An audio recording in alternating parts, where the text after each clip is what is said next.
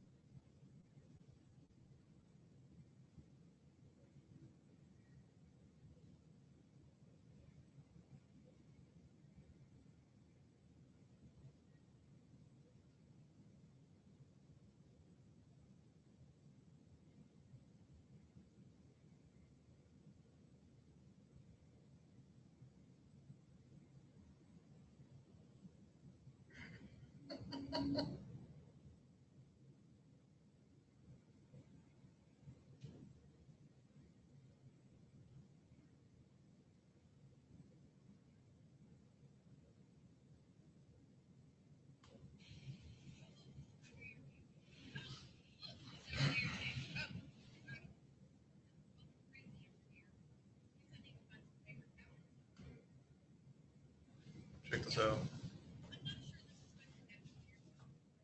Going to the car wash. Dude, I'd be so mad by that. She must have a hole in the. She has a hole somewhere. Actually, it's probably dripping in right through the dashboard. No, it ain't that. 'Cause that's right. That's the vent, because it's coming out on the floor too.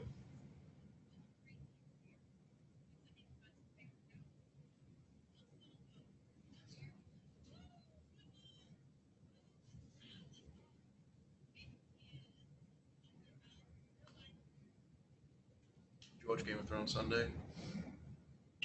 No. Oh, never mind then.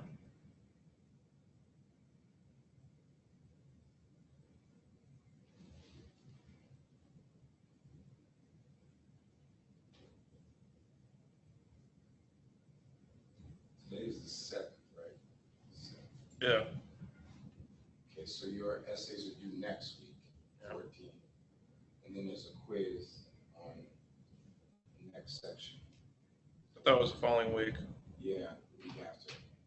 Yeah, something like that. Yeah, 21st.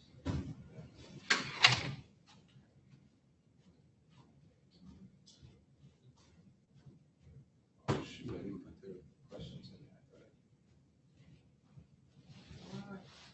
Just a second.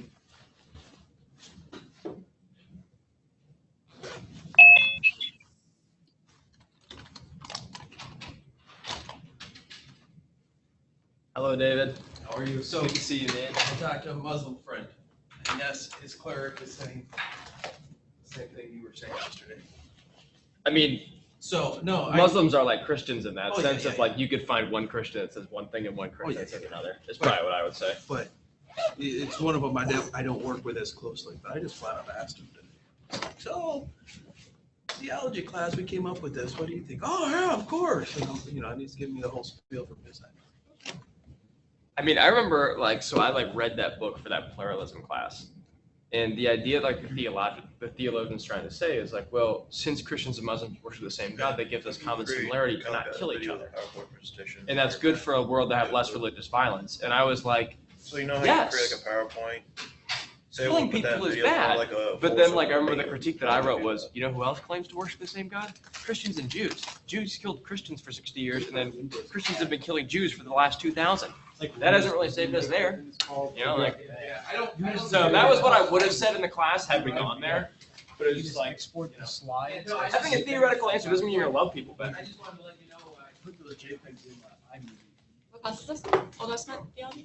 Yeah, OT theology. Yeah, it's probably in here somewhere.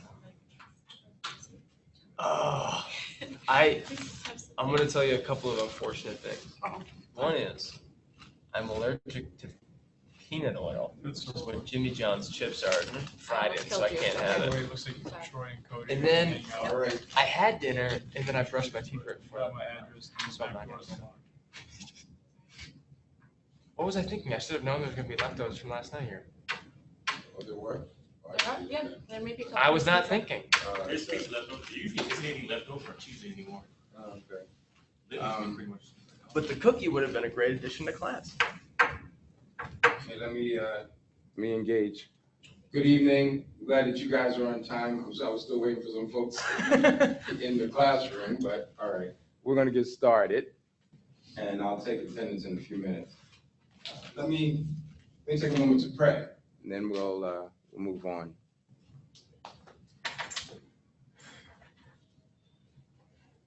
Lord, we give you thanks for the gift of a new day and all that accompanies that for us. The gift of life, health, food and clothing, necessities of life that we could possibly take for granted. We give you thanks for these things. And we thank you for the opportunity to learn, grow, be better equipped, we hope, for the work of ministry and for our own walk of discipleship, our own journey with the Lord Jesus. So I pray, Lord, that you let our discussions be fruitful as we think about these ideas in the scriptures written so long ago. And for those who are on their way, I ask that you bring them safely and soon, and we'd be able to have a fruitful time together in the name of our Lord Jesus. Amen. Just a little bit of housekeeping. Next week is your essay on those Pauline concepts, justification, righteousness of God, and the faithfulness or faith in Jesus or of Jesus. So, and then the following week will be a quiz that'll encompass however much Paul we get to by next week. So right now, your first quiz was on what, Thessalonians and Galatians, right? Yes. And then, so this next quiz should be Corinthians, Romans, Philippians. I think pretty much you might get a little bit more in there. So you only get 3 quizzes. I said only, but there's only 3 quizzes, and I've made them open book now, so you should be okay.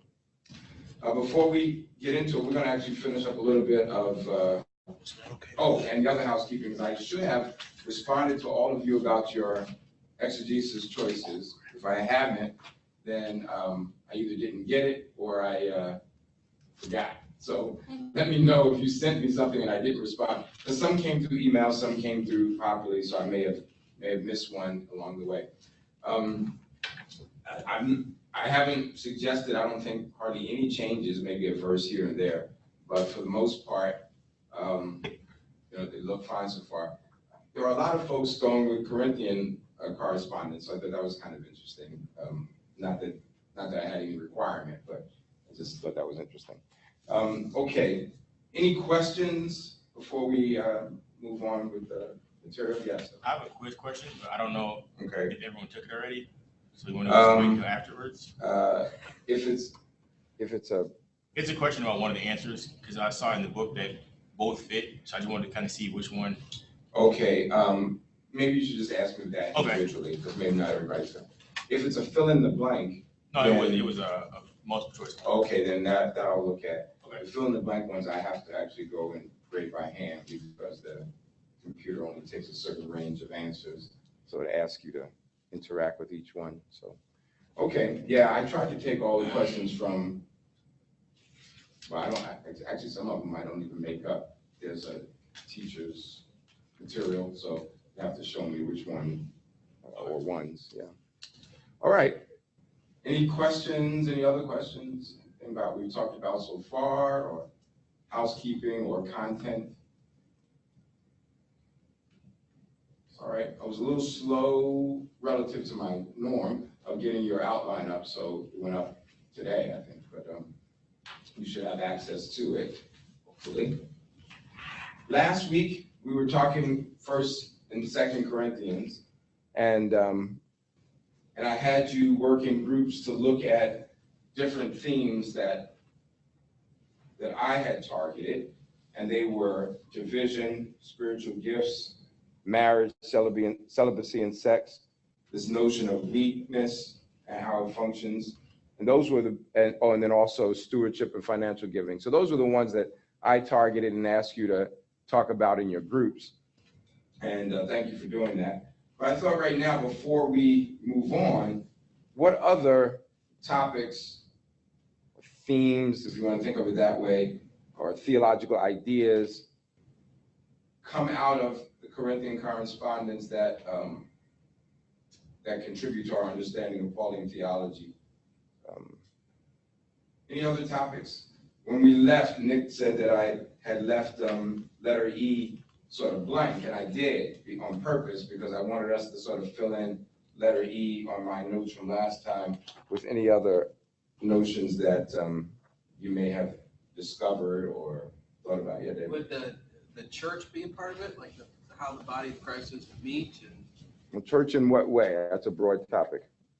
well, you have the spiritual gifts and the working of the Spirit within the church meetings itself.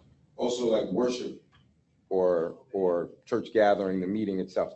Yeah, I think you're right. I put down, well, a few subtopics under that. I won't say my list yet, but yes. I mean, think of some specifics. What fits into that? Well, the Lord's Supper. The Lord's Supper, that was one that was on my list. So I had gone like a little subcategory. Yeah, there's a big passage in there in chapter 11. And Paul uses this technical language of, I think we mentioned it before, of passing something on. He says, what I have received, I pass on to you as of first importance. And then he gives, in essence, what we call now the words of institution. And he rehearses pretty much the same language that we get in the Gospels. Just on a little side note here, in Matthew's Gospel, I think it's Matthew's Gospel, but at least in all three Gospels you get similar Lord's Supper, right, in the synoptics. When I was a kid, I won't tell you about all the long worship services we had, but we had long 3 hours in the afternoon, after Sunday school, so morning worship, a couple hours in the afternoon, another couple hours in the evening. We were in church all day. And when they did communion, it was in the evening service. I didn't always go to the evening service, but I went a few times. And the pastor would always admonish everybody to make sure they drank all the grape juice, because we definitely had grape juice, not wine. And but his reasoning was because the King James says, when Jesus does words of institution, drink ye all of it. So in the King James, that sounds like the it is supposed to refer to the juice. I said this to my class last night in the Gospels, and many of them still function out the King James. They didn't see any problem with that. I tried to explain to them. The it is not referring, the all is not referring to the juice. It's referring to the disciples. So our modern translations say, all of you drink it, or something like that. But I just thought that was kind of funny. The other thing that's interesting is our books, our manuals, depending if you're kind of Baptist background. Our Anglican brother has got a Book of Common Prayer, but whatever you're using to guide your Eucharist time, when you get to the words over the bread, you say something like, "This is my body," which, anybody got a verb in there? You can, which is broken for you. Anybody else got given? Anybody else got a verb in there that you remember from your either saying it yourself or hearing it? Both are the same. Looks like Mark was about to talk. I don't know. You're about to unmute yourself. Okay. No. Where's my Anglican brother? You still use the same terminology. Do you remember? Yeah, it's given or broken. It depends on the edition of the yeah, okay. prayer book. I was wondering because it's one of those textual variant things that you'll see, right? Because there's no verb in most places. It just, this is my body, which is, well, it's the verb is, which is for you. So some manuscripts have inserted a word like scribal insertion, like they think something's missing. Broken, given are the two most common. Cultures use both, like in saying that was given and broken for you. Oh, really? That was kind of interesting. I had somebody in my church upset, this is years ago, didn't want the word broken because of, John's gospel, that there was no bone on his body that was broken. So anyway, I was just kind of curious. It's one of those things. But Paul does rehearse the words of institution in 1 Corinthians 11. So I didn't mean to belabor that too much, but you're right. But there's other aspects of worship too, right? 14. The practicing of tongues and Yes, spiritual gifts, right? Even women speaking in the fellowship, right? That comes up in 14. Somebody's going to do an exegesis on that, which would be good. What else in 1 Corinthians? Or 2nd? I want to leave out 2 Corinthians, a few other things.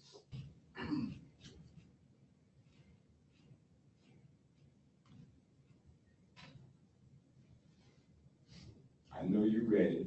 You read it sometime in your life.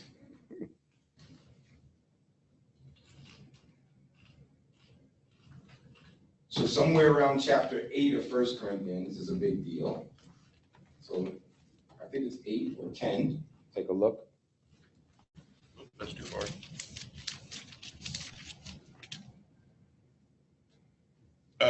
The food that was sacrificed to idols. Yeah, food sacrificed to idols.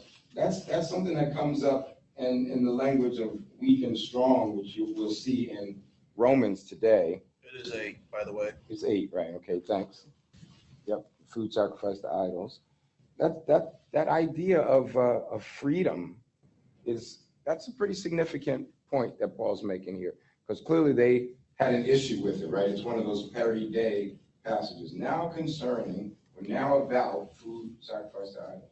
Excuse me. All right, anything else? freedom of the believer, what if they're free to do it? Yeah, so that's connected to this idea, right? The food sacrifice to idols. He'll then teach on freedom, right? That we have. Yep.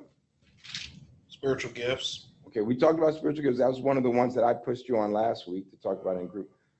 All right, I'll mention a couple of other things. I did not want to spoon this to you. I was hoping that you tell me. Go ahead. The resurrection. Yeah. Thank you. That's a big one. Chapter 15, the resurrection. And Paul makes this big case about why you should believe there's a resurrection of our bodies, because there's a resurrection of Jesus' body. He even has that cryptic verse in there. That's why there's baptism for the dead, whatever that means. Still nobody knows what that means, except Mormons, I guess, because they baptize for the dead. But nobody knows. This hasn't been what you said. Let's not be insulting other religions. Come on now. Well, they offer an apologetic for that. I mean, they have a rationale, and so they do it, right? But most Christians don't know what Paul was talking about there, but yeah, and then also the change of the human body. We talked about that briefly last week. So you've got a few more themes. I want to push you a little bit into 2 Corinthians. What's a big part of that letter? I'm sorry. Well, there is an I'm sorry tone to it, but it's not so much I'm sorry, but it's it's mainly about Paul. Yeah, doing what? What's he doing? The apostle. Defending himself. In my opinion, he's defending Yeah, he himself. is defending himself. He's defending his apostleship. And he refers to, I'm sorry, who was that, Mike? Or who did I miss? Being weak. Being weak, you said. Oh, Troy. Yeah, being weak is how he'll work that idea throughout the whole letter. I mean, remember the famous chapter 4, I think it's chapter 4, it's popular, at least in evangelicalism. We have this treasure in jars of clay, right? This weakness that's there, but the power that's inside, right? There's a band called that. But then he'll talk about the abuse that he's taken and all the beatings that he's taken, the hardships that he's taken. I mean, when he gets to around chapter 11, he's saying stuff, he's mocking these other hooper apostles, these super apostles.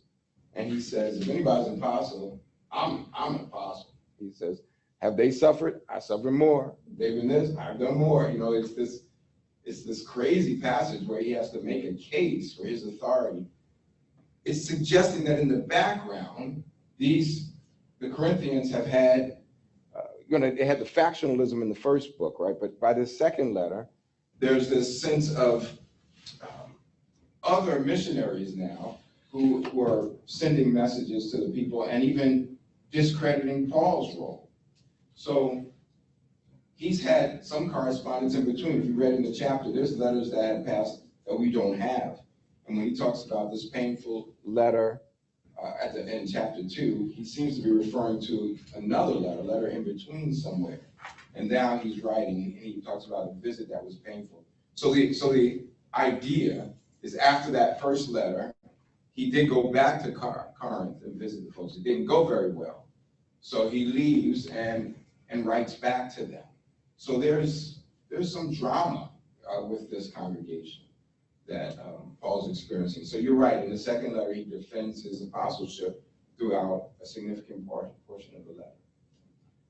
Anything else strike you? I put down, I think you hit all the things so far. The food offered to idols, spiritual gifts. We already talked about the supremacy of love last week, the resurrection body, collection of the saints. Wasn't there a possible third letter to the Corinthians? Or was that Thessalonians? No, that's what I'm saying. It's possibly was the third letter in between first and second. I mean, I didn't, because I know, but no, never mind. No, say Cody. No, it's nope, just a little blank. Okay, that's all right. Yeah. While we're on the topic, Yeah. what do you think about the composite? Is that what they're calling it? The composite letter idea of 2 Corinthians? That it's actually two letters that are smashed together? Yeah, it's interesting because if you look at the breaks, it kind of makes sense because in chapter 2, I think it is, where he starts to talk about Titus, then there's this big break, and then he comes back with what would make logical sense to be the very next line, right? So I think it's one letter. I mean, we would need to have manuscript evidence, I think, to help push that argument a little bit stronger. I mean, it's hard to prove that somebody patched together work like that. And so there's some good commentaries out. And one is by a professor where I did my doctoral studies. His name is Frank Matera. And he addresses that issue of the unity of 2 Corinthians head on. Now almost any scholar that's doing a commentary on 2 Corinthians has to address that topic. I think it's one letter, and I think we don't have enough evidence to think of it being patched together like that. But thanks for noticing that and reading and seeing that. Okay. All right. Any other questions, comments, observations? No. All right. Well, I'm going to move on from the Corinthian correspondence, but I know by the end of the class we'll have some presentations on it, so that'll be good. Plus, you had the little novel that was set in Corinth, so you got a lot of Corinthian stuff. I just want to make a joke about that, but that's okay. All right. Okay, Dr. Edwards, I have a question for you. Oh, yeah, thank you, Nick. I wish I could point to some specific examples in saying this, but I feel like in reading through it, I can't remember whether sometimes it felt like Thessalonians or the Corinthian letters, but sometimes it just feels to me like Paul's logic just doesn't feel clear. It feels like he's kind of jumping and talking about different things at different times, and I can't understand the connection points. And our textbook actually says, at least particularly of 2 Corinthians, that yes, it feels that way. And I felt actually quite affirmed, at least for that. But I guess my question is do you feel like you feel that way sometimes with Paul? Like, do other scholars feel like that sometimes? That's a great question. Two things. One is the 2 Corinthians one. That is a pretty stark example, which is behind Tyler's question that has prompted some people to think that it is a patchwork. Maybe, and that's too strong a word, maybe not several different pieces, but at least two different letters that were put together. I think in general, I have that feeling at times because I don't really know what was going on in the community. And we think we know, right? We have to reconstruct that. The scholars actually have a term for that called the Sitzungsleben. It's a German expression for the situation in life. So we don't know what the Sitzungsleben was. We don't know what prompted Paul to write these letters or what was going on in the community. So part of the thing, in fact, we're going to do it today in Romans. We've asked the question that's been asked for 2,000 years almost. Why did he write? Right? I mean, so, and you try to figure out from the internal evidence. So that's one thing. We don't fully know why any letter was written. I mean, not fully. And secondly, there's a field called rhetorical criticism that looks at writings as if they were speeches given to make, different points. And I think I've mentioned it to you before. 1 Corinthians has been studied in detail that way. Galatians has been studied in detail that way. And in a sense, Paul does do what ancient rhetoricians did to make their case. For us, it doesn't feel, at times, doesn't feel very logical or coherent. It is hard to make the break. I mean, I had a email discussion with Michael H. that even the paragraph breaks can sometimes feel arbitrary.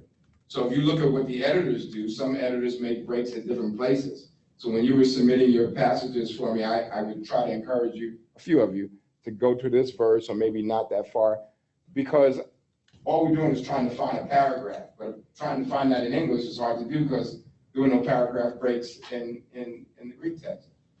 So Nick, that's a long way for me to say, yes, I feel that way at times, which is why I think it's good to do the ongoing work of exegesis.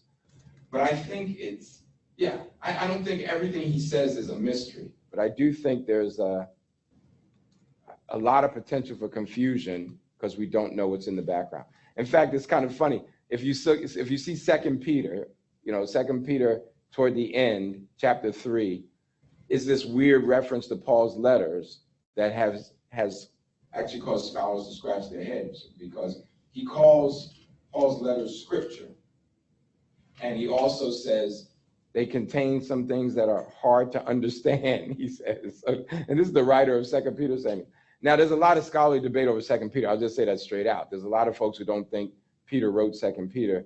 You're even among evangelicals, they're like, it's really kind of hard to, they want to say Peter wrote. I mean, it's that different from 1 Peter, and it's also has a lot of evidence of being late. And one of that is that by this time, Paul's letters are actually getting circulated and treated like scripture.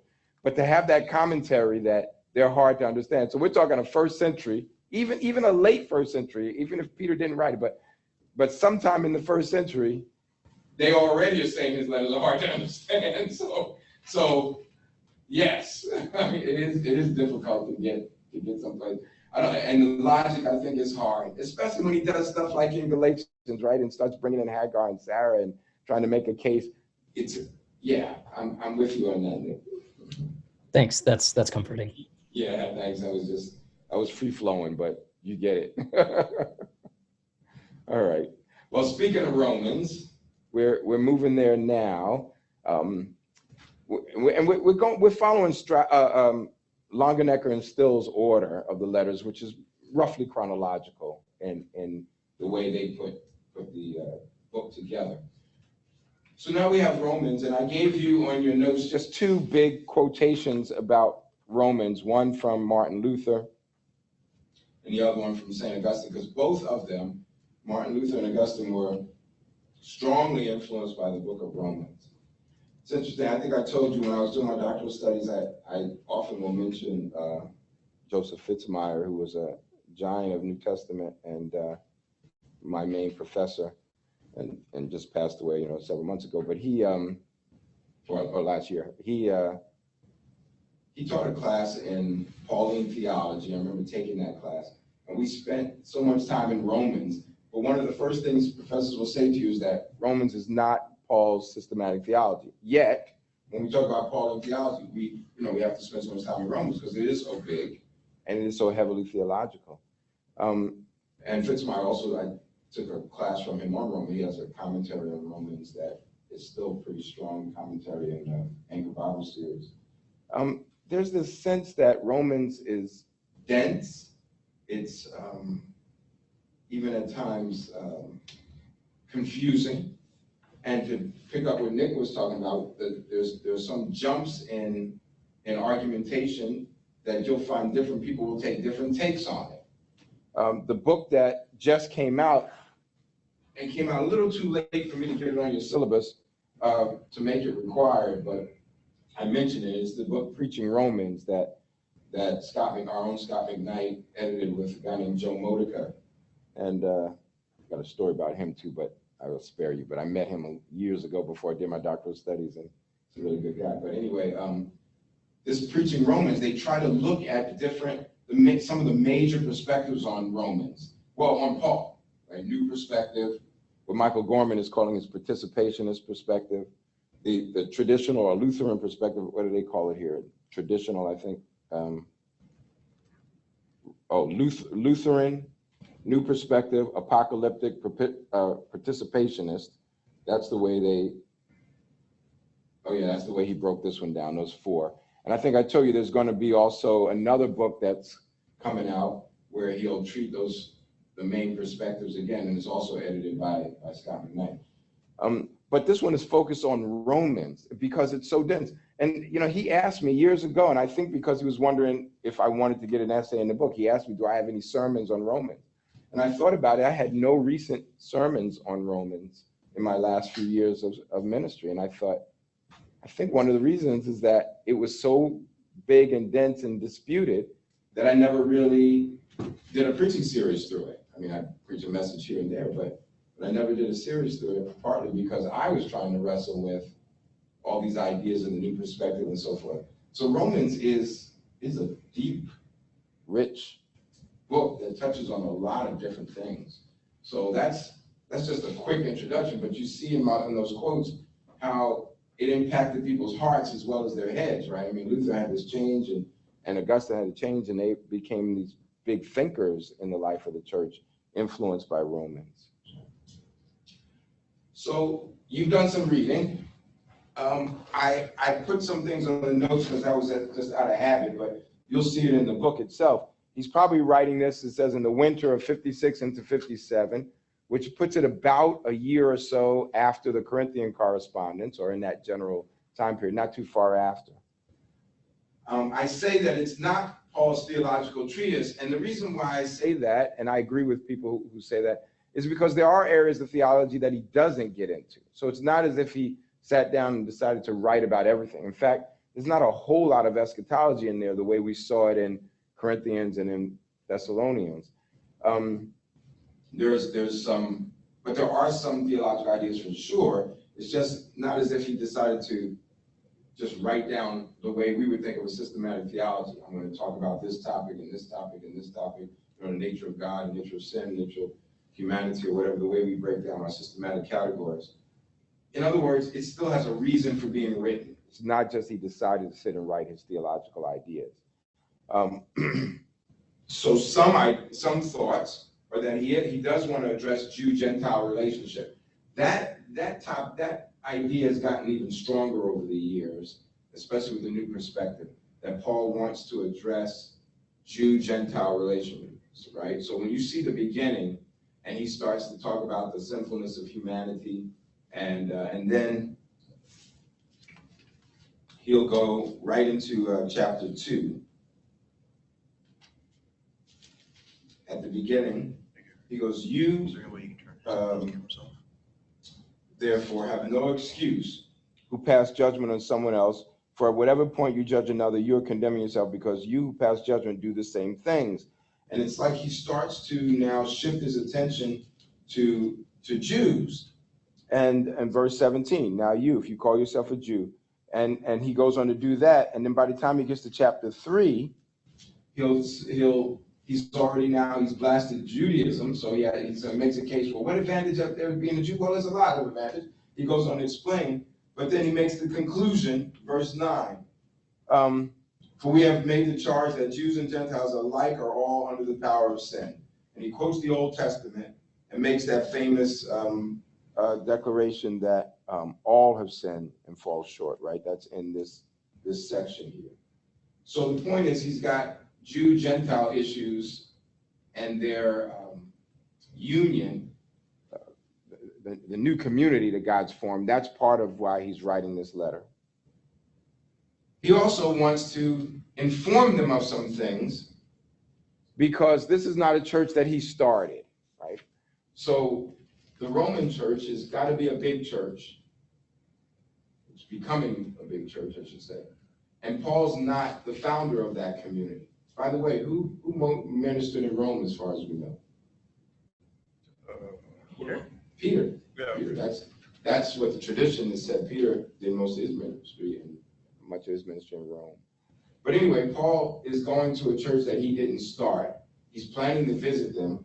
And if you look at the end of the beginning and the end of the letter, he wants to tell them about his ministry. He wants to tell them what God has been calling them to do. But let's go back to the beginning and just see how he phrases this, which is kind of interesting. If I could get somebody to read the intro 1 through 7 of Romans chapter 1. Volunteer. Okay, Nick. Thanks. Oh, I saw Nick's hand first.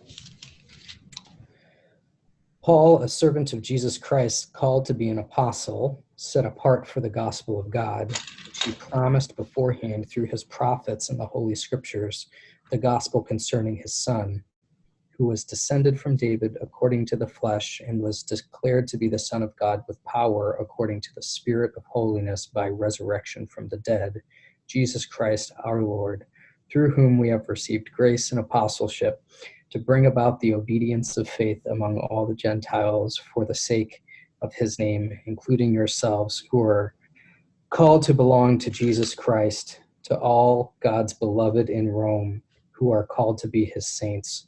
Grace to you and peace from God, our Father, and the Lord Jesus Christ. Man, that is a run-on sentence. Yeah. You see how long that intro is compared to his other letters? This qualification, called to be an apostle, set apart. That idea, set apart, some think is the same root behind Pharisee, kind of the idea of being set apart. But anyway, he's set apart for the gospel. Then he explains the gospel, at least to some degree, that was promised, came through the scriptures.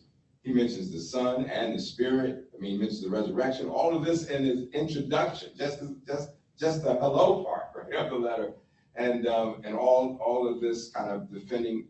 Maybe I should say defending, but in a sense justifying, in a sense, his apostleship. Right?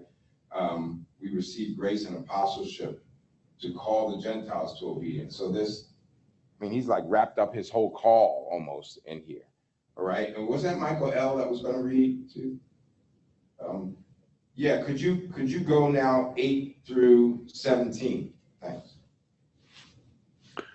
First, I thank my God through Jesus Christ for all of you, because your faith is proclaimed throughout the world. For God, whom I serve with my spirit by announcing the gospel of his Son, is my witness that without ceasing I remember you always in my prayers, asking that by God's will I may somehow at last succeed in coming to you. For I am longing to see you, so that I may share with you some spiritual gift to strengthen you, or rather so that we may be mutually encouraged by each other's faith, both yours and mine. I want you to know, brothers and sisters, that I have often intended to come to you, but thus far have been prevented, in order that I may reap some harvest among you as I have among the rest of the Gentiles. I am a debtor both to Greeks and to barbarians, both to the wise and to the foolish, hence my eagerness to proclaim the gospel to you also who are in Rome. For I am not ashamed of the gospel. It is the power of God for salvation to everyone who has faith, to the Jew first and also to the Greek. For in it the righteousness of God is revealed through faith for faith, as it is written, the one who is righteous will live by faith. Wow, thank you. I'm curious, was that ESV? NRSV. Oh, NRSV, okay. I have my Greek text here, but I also have the NIV, and I just didn't remember that. Okay, thank you. There's a few things I wanted to point out here. Just this whole idea of how he was eager to come, right? But notice how he says it, to bring some spiritual gift. Like, Like I wanna have this, I wanna be helpful to you all. I wanna bring this, but he also even says in verse 15, I wanna preach the gospel to you who are in Rome. I wanna preach the gospel. I mean, he's saying that to people who are already believers, right? I want to, evangelizo, I want to preach the gospel. Clearly there's more to the gospel than just their conversion experience, but he wants to come and do what he does, preach and to bring some spiritual gift. He's been eager to get there. So he paints that picture. And then even in 16, he gets at that Jew-Gentile, right? Jew first, but also to the Greek. So this is always God's intention here. The gospel is the power of God, brings salvation. He will talk about gospel a lot in this letter. But you just see from the beginning how, I'll say words like eager, how I was maybe even excited Paul is to come to communicate to these Romans, to be there in person. So this letter is preceding him as he wants to come and minister in Rome. From a historical standpoint, of course, when he gets to Rome, that's close to the end of his life, right? I mean, he gets martyred in Rome according to the tradition. But anyway, he does want to come and to communicate who he is and what God has been doing through him to this community of Christians that he did not start. But clearly, when we look at chapter 16, when we get there eventually, we'll see he's got a lot of connections in there. In fact, chapter 16 is a lot of shout outs.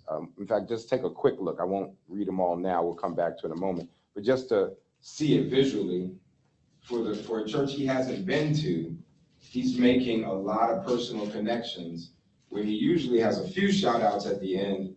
He's got a lot of, the NIV translates aspasis as greet. So usually it's greet or salute or some word like that. But just look at those letters, at the words in the verses, greet, greet, greet, greet, greet, greet, greet, greet. There's a lot of people that he wants to make a personal connection to in Rome. So you see again how eager he is to connect to the Romans. It helps us to see that these letters are personal and not just theological documents, right?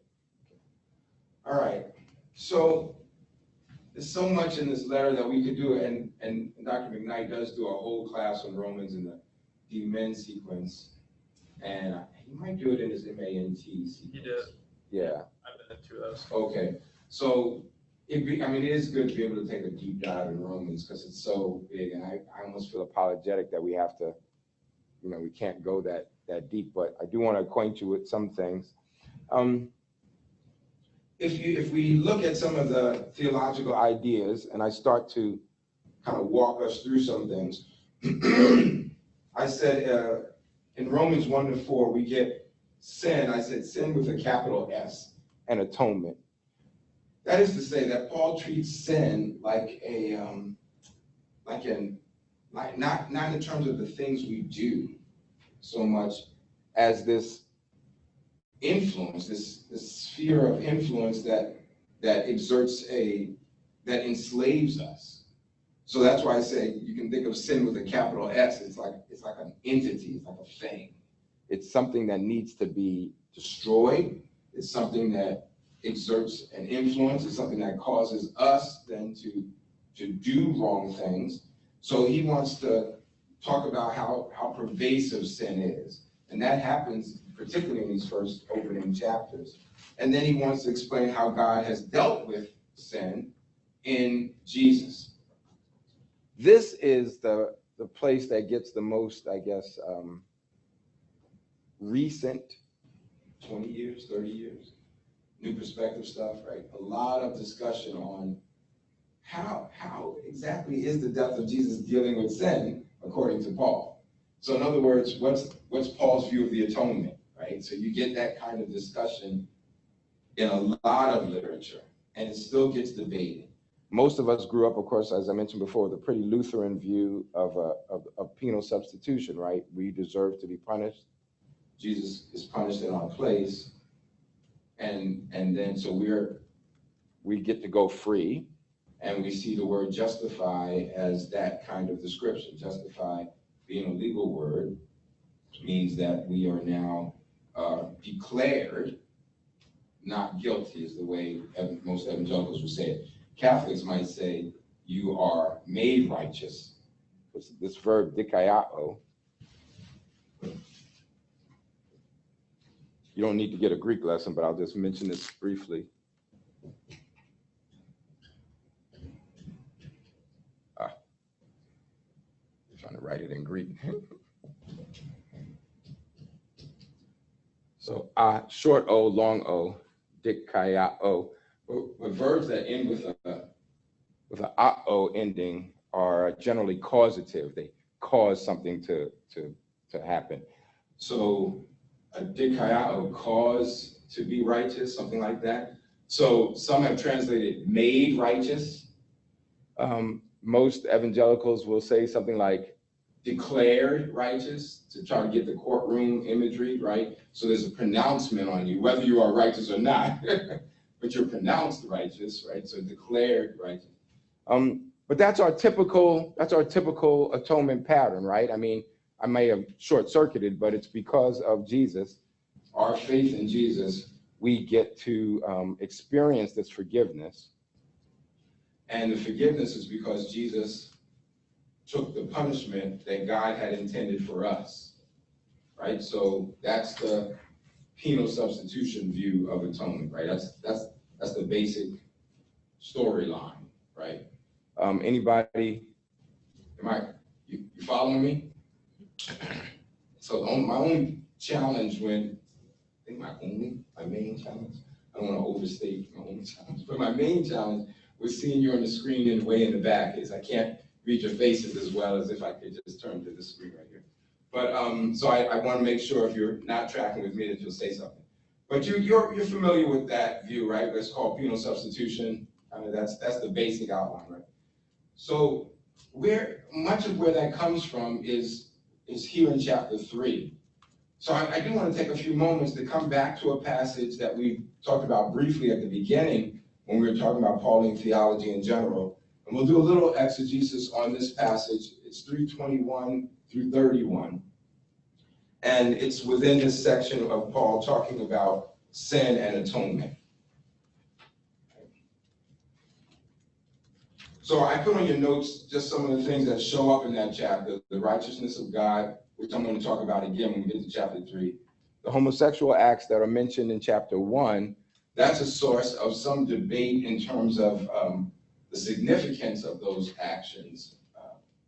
Is this just an indictment of Greek society? Is this about having taken a class under a Catholic priest? He was very clear to say this is about homosexual acts, not homosexual tendencies or something like that. But it's how we deal with that passage has become a part of a bigger discussion. So having said that, I don't want to make light or be hasty in acknowledging that. I don't think I have anything at this moment to shed any more light on it because the language there is pretty clear.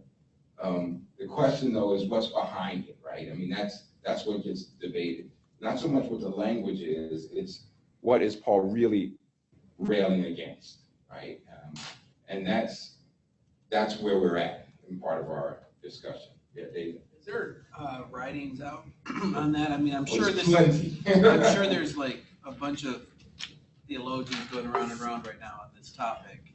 Yeah. Is there some good resources that we should start looking toward? There's a few, and I'm trying to think of who does. Well, the person who's known to have done a lot of biblical study is a book that a lot of affirming folks don't appreciate, but his name is Gagnon, The Bible and Homosexuality. But he does like he tries to do a biblical analysis. There's others that I think are more popular analysis, like Preston Sprinkle's book. His is more of a popular analysis and not as technical. I'm not think, I can't not think of a name right now. Tyler, do you know? There's this big fat book called The Moral Vision of the New Testament. Oh, yeah. But Richard Hayes. but this guy named Richard Hayes, he's a New Testament professor. He's got this like 15-page chapter on homosexuality in the New Testament, and specifically. He does, and it's concise. Which is why it is. It's well done. He's a New The Testament Moral Vision of scholar. the New Testament. I'm sure it's downstairs. It's. Yeah, I have it in my office. If you want to look at it, he's gotten some flack because as he's Methodist. I don't know if you know Richard Hayes. He's just retired from Duke, and he's gotten some flack because he does come down at a pretty traditional place, and after a lot of reflection and study. I was looking to see if even Longenecker and Still, if they had anything in their bibliography that was up to date. Hayes that's a good one. You're right. His whole book is not on, but it's one of the issues he addresses because it's an ethics book, really. Yeah, and it's a pretty robust discussion. What's Right. his last name? Hays, Richard, first name. Okay, I got it. Okay, I was looking to see if your bibliography doesn't have. I'll look and see if some more resources. I should beef up that for myself anyway, because I get asked those questions a lot. And I tend to look at Gagnon's book first because he does a lot of exegetical study. But did you see it? Did you Google it or something? Yeah, I was just typing it down. Okay. You said This it's, is gonna be. I think he spells it Gagnon. you said Moral Vision of the New Testament? No, that's Hayes. Yeah, that's Hayes. I saw- Gagnon is called The Bible and Homosexuality, I think. So. Anybody else? Anybody come across a biblical resource? Maybe not as popular, but more exegetical. I'll do a quick bibliography if I can. I'll go back and check my own stuff. I hadn't planned to get into it, but I just wanted to make sure I didn't come off cavalier because I want to get to atonement questions, and I thought I don't want to give too much short shrift to this issue, but it's part of a bigger discussion of how does Paul treat sex and like you saw in 1 Corinthians, celibacy, marriage. So it's a bigger picture of Paul's view of sexuality in general, right? To talk about that, and how and I think what's at issue for some folks is that what Paul is denouncing is what's a good word for it? Abusive and predatory behavior. So some see it as the way in Greco-Roman culture, a man could take advantage of a boy, and there would be this, that's another word to say it, abusive behavior, right? So some have argued that that's the language that's going on here, is that's what Paul is denouncing. Others would say it's any sexual activity between men, and he is talking about men here, but it's by extension, he mentions women, I think, briefly in that same Romans 1 passage. So, yeah, so that's the issue, and it's not easily resolved because how we do church might be a separate issue than how we interpret those passages. You know what I mean? So how we decide to minister might be a separate issue from how we do the exegesis. So I say might be in some cases. Anybody want to make a comment? So you guys have pastoral experience on this, some of you. Anybody want to comment before I leave chapter 1? Yeah, I mean, if you don't mind, I stood up at my church during a sermon a couple weeks ago after a homosexual lady was kicked out of a church down the road. And to the 300 people watching on Facebook and my congregation of 50, I invited every homosexual in the area to come worship with us because God didn't tell us who we couldn't love. I mean, he told us to love everyone, and homosexuality is a sin, but just because your sin looks different than mine doesn't mean that you deserve God's love and to worship God any less. Yeah, I appreciate that, Troy. I think the challenge I've had is that from my standpoint, and I'm older than most of you, that will sound very gracious, right? But for some folks, that still says, I'm less than, right? And it can come off for some as condescending, you know what I mean? To say, you're calling me a sinner, but I can show up, okay, you know. So that's part of the problem, right? It's a question of identity, not just behavior, if you follow what I'm saying. Pauline,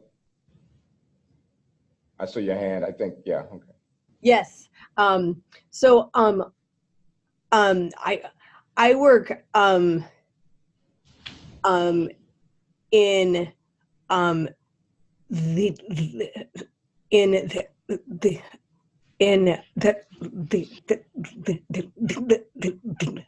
the arts, like for my job outside the church, and so I have probably more gay friends than I have straight friends, to be honest. And I found that as soon as you use that word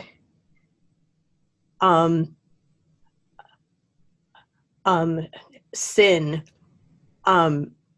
to describe them, then you've lost them already. So I don't even know like how to start the conversation, because you just can't talk about it. As soon as you say that there is anything wrong at all, you've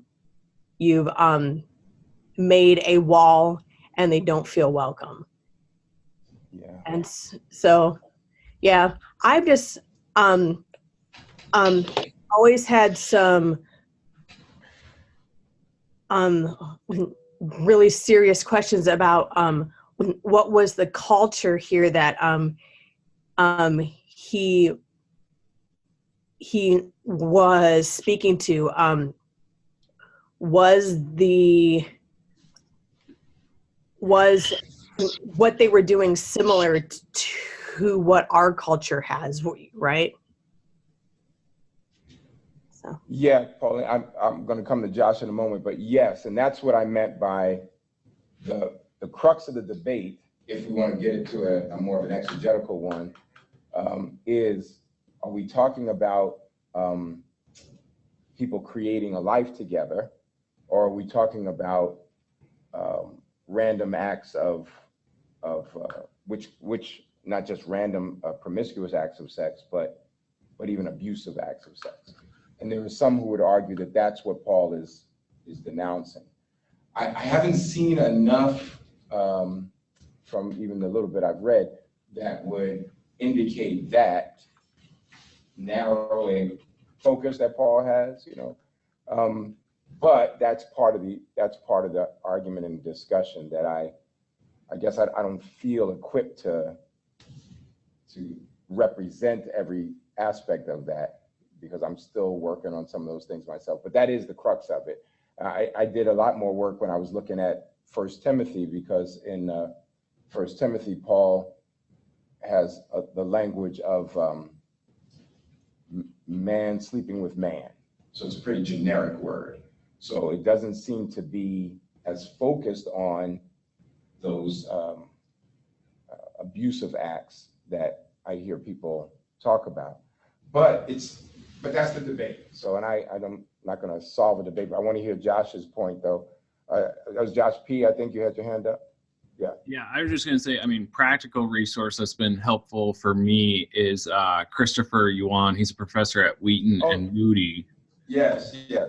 Yeah, and he frames it like it's very helpful for working with people in the church. And like his background is he came out of homosexuality, and he frames it as what we're all called to do is God created us to live holy sexual lives. So it doesn't matter whether you're heterosexual or homosexual, there's parameters is kind of how he frames it.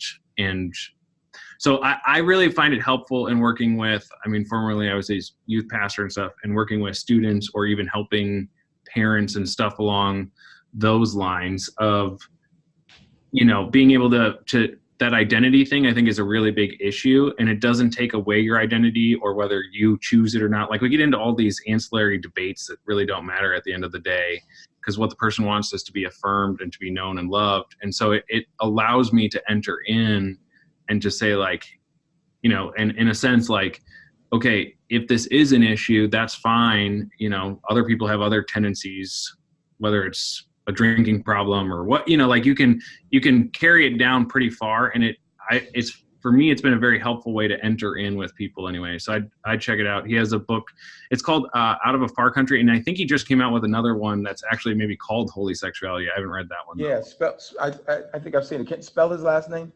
Yuan, Y-U-A-N, Christopher. Yeah, and I don't own the books, but I've seen them in, not reviewed, but I've seen them advertised. Yeah. Thank you, Josh. I mean, I appreciate the pastoral concern. Cody, and then Andrea. One of the things, because I mean, Cody B. Yeah. being UM, I mean, if you all watch the news lately, we've been going through the same issue of ordination, homosexuality, church, so on and so forth. And a lot of what I hear on both sides is they're mainly arguing New Testament wise, but in actuality, this issue goes all the way back to the Old Testament, and we don't quite know where Paul's coming from, because he's saying, you gotta remember, Paul is a Jew. He, if I remember correctly in the book, he's a Pharisee, so he knows the law by heart, and he knows thousands upon thousands of years of Jewish history. So part of his lesson is he is drawing from that, and it's not just the culture that Paul's in right now, but also the culture of what it means to be holy. I hear you, and if I hear you correctly, you're saying, so when he looks at the Greco-Roman world and he sees this behavior, he's looking at it through his Old Testament understanding lens. Okay, yeah, I can get that. Andrew? Yeah, I have a question. In the secular world, like academic-wise, at least in my undergrad, I did English major stuff. There's a lot of research around homosexual people and equality that went hand in hand with feminism, just because so much of it correlated about identity and being discriminated against based off of identity, something inherent that you can't change. Do you know of any books or authors who write about that in the Christian academic world for feminism and homosexuality in the same realm? There are, and our own colleague Dave Fitch is trying to address some of these same issues in terms of that bigger picture that you framed it, Andrew, in terms of identity and personhood and such. So Fitch is one. And I might need to even go check my own bibliography as well as his resources, because I wasn't prepared tonight to get into it, so I can't think off the top. No, I mean that honestly. I can't think off the top of my head of some authors, but I'll start with Fitch, because he does approach, and what you'll find, and maybe my hesitancy is being a biblical studies person, is that a lot of times the issues are addressed through a more theological or cultural lens. So you'll see more social science and theology folks, and all of our answers have been rather pastoral, which I appreciate, because that's the world I operated in. But as far as the actual, getting fingers dirty with the text kind of thing, it's hard to say that Paul is saying anything other than just at least a very surface level reading is he seems to be saying that, at least in Romans 1, is that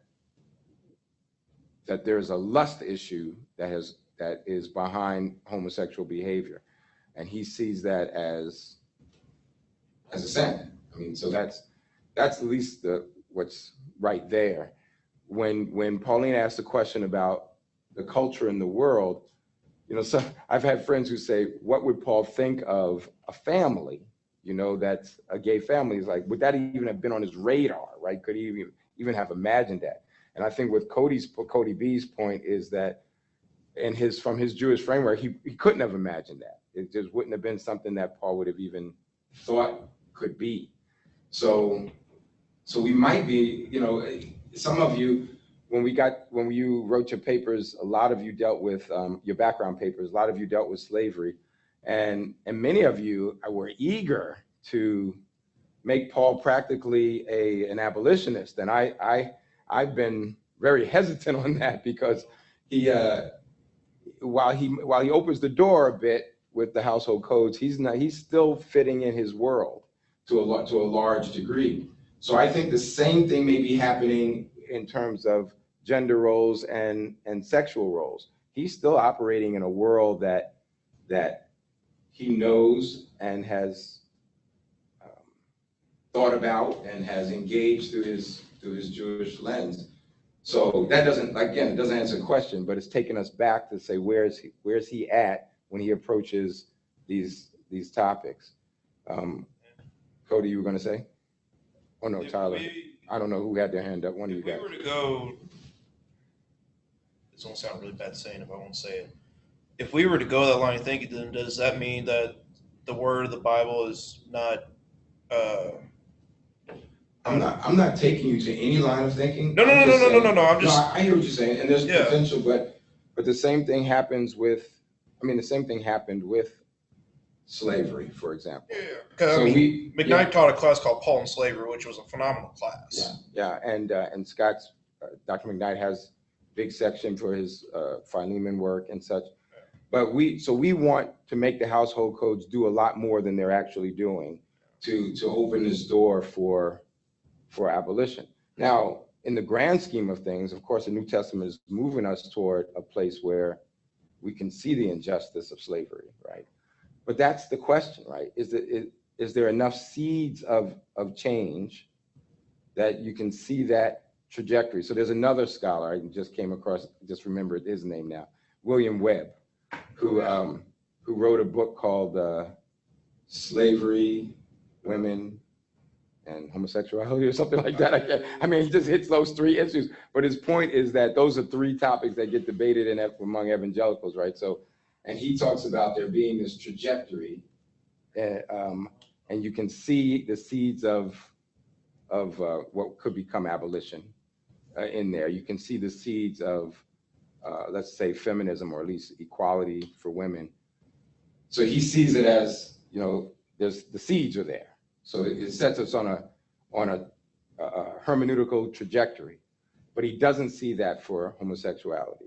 So when he makes his case, so in other words, we don't have a precedent. We have these precedent which you guys have referred to. A lot of people banking on Philemon. So you have this precedent in Philemon, perhaps, right?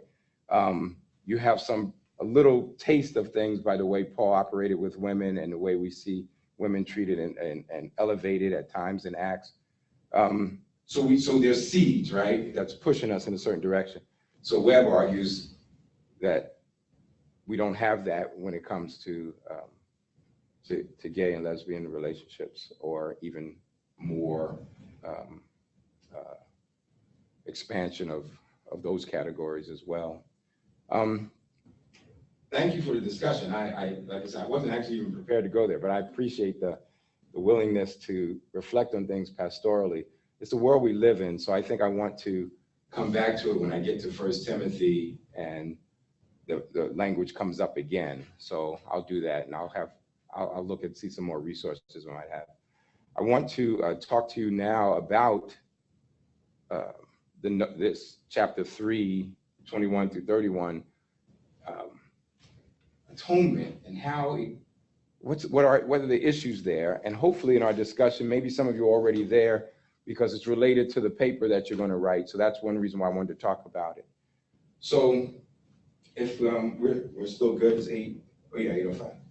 Yeah, you're good. So let's look at it, 3:21 through 31, and so we'll read it and then we'll do some closer examination.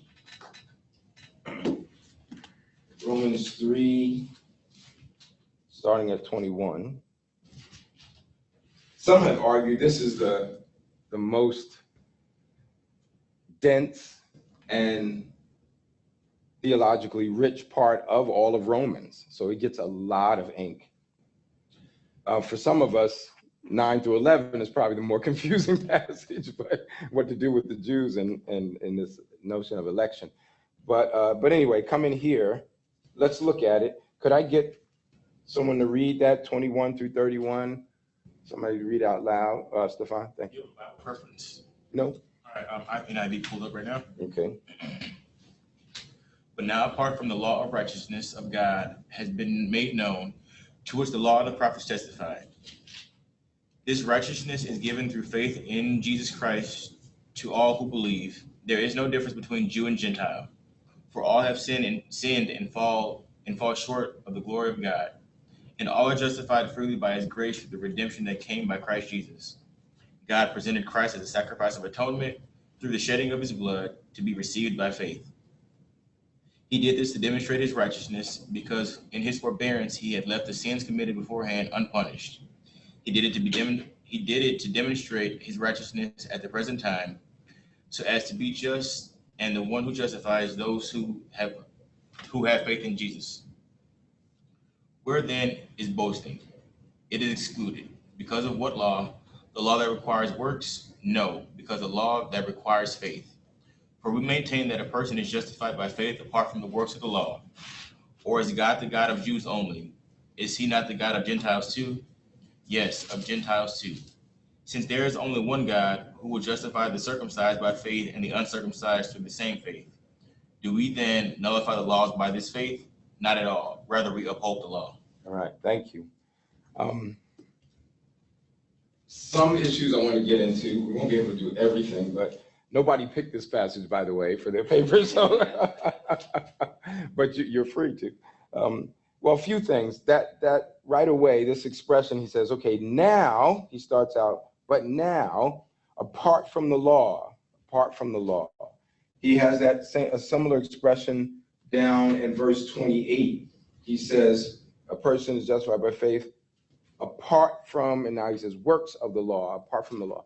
So the question here is what we talked about before. The law is like the same Galatians question, the law or works of the law.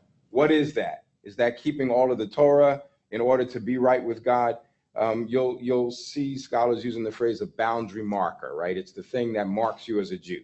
At the very least, it's that, right? Whatever it meant for the Jew in terms of their own status before God, that's debated, justification. But what's hardly debated is that he's talking about those things that mark a Jew, right? So he says, apart from the law, the righteousness of God has been revealed or made known. He even says the Old Testament witnesses to this, the righteousness of God.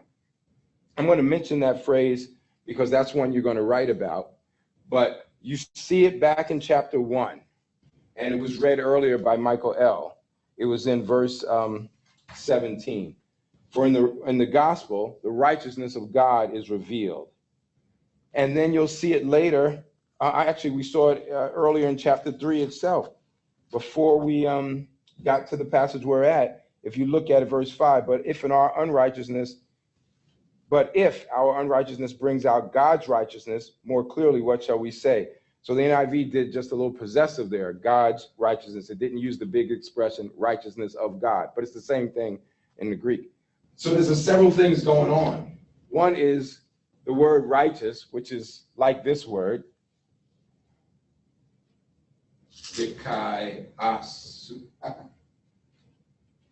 with one color. Although that does show the root, which is pretty good. But anyway, dikaiasune.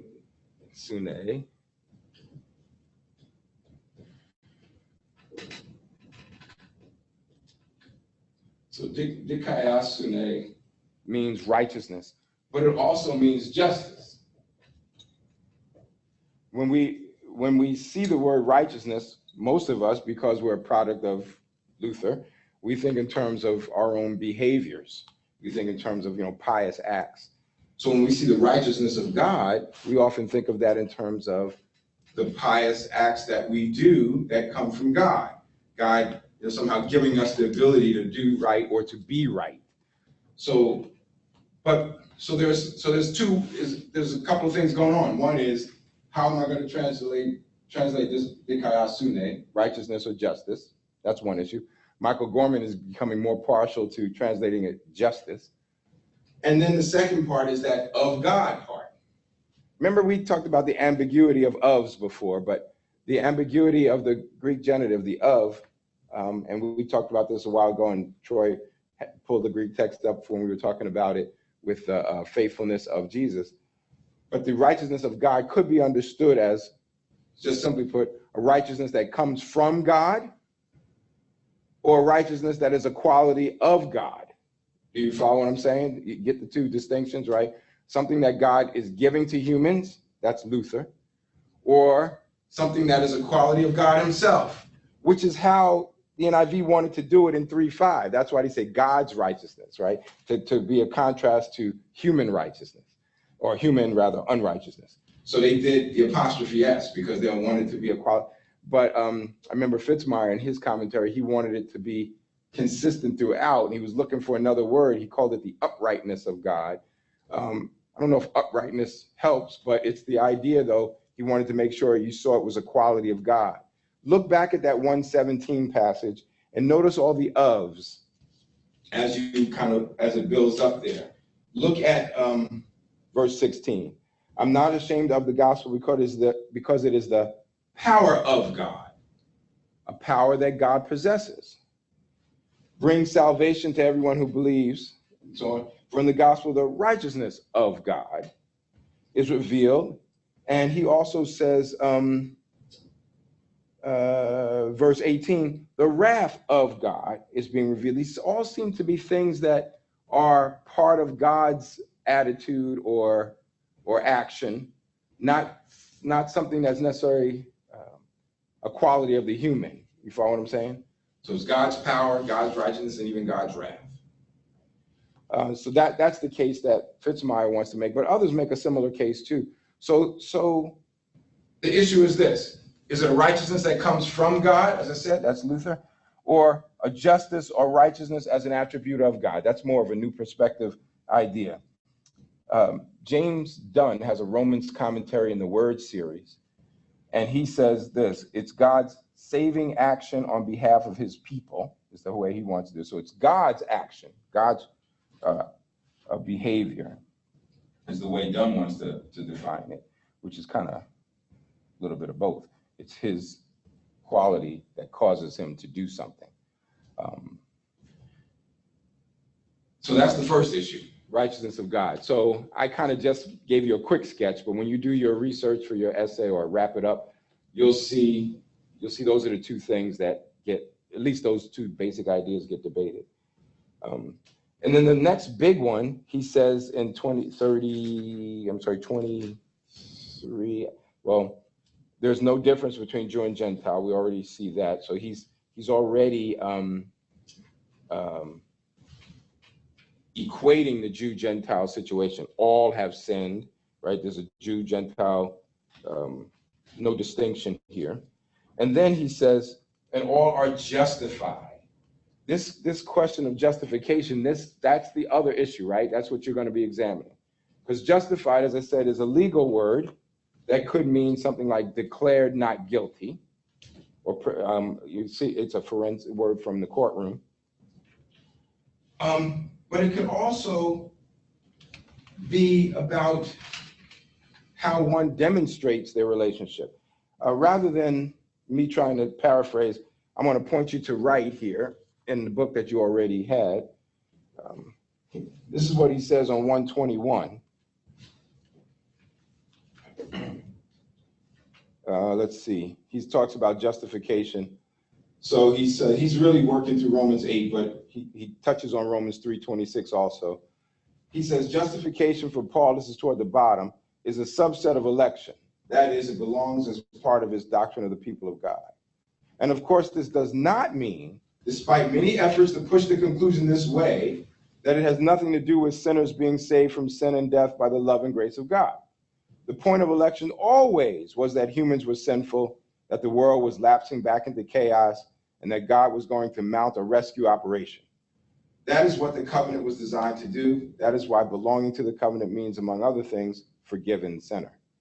The point is that the word justification, he says, does not itself denote the process whereby or the event in which a person is brought by grace from unbelief, idolatry, and sin into faith true worship, and renewal of life. In other words, he's saying justification isn't the word to describe salvation. Paul clearly and unambiguously uses a different word for that, the word call.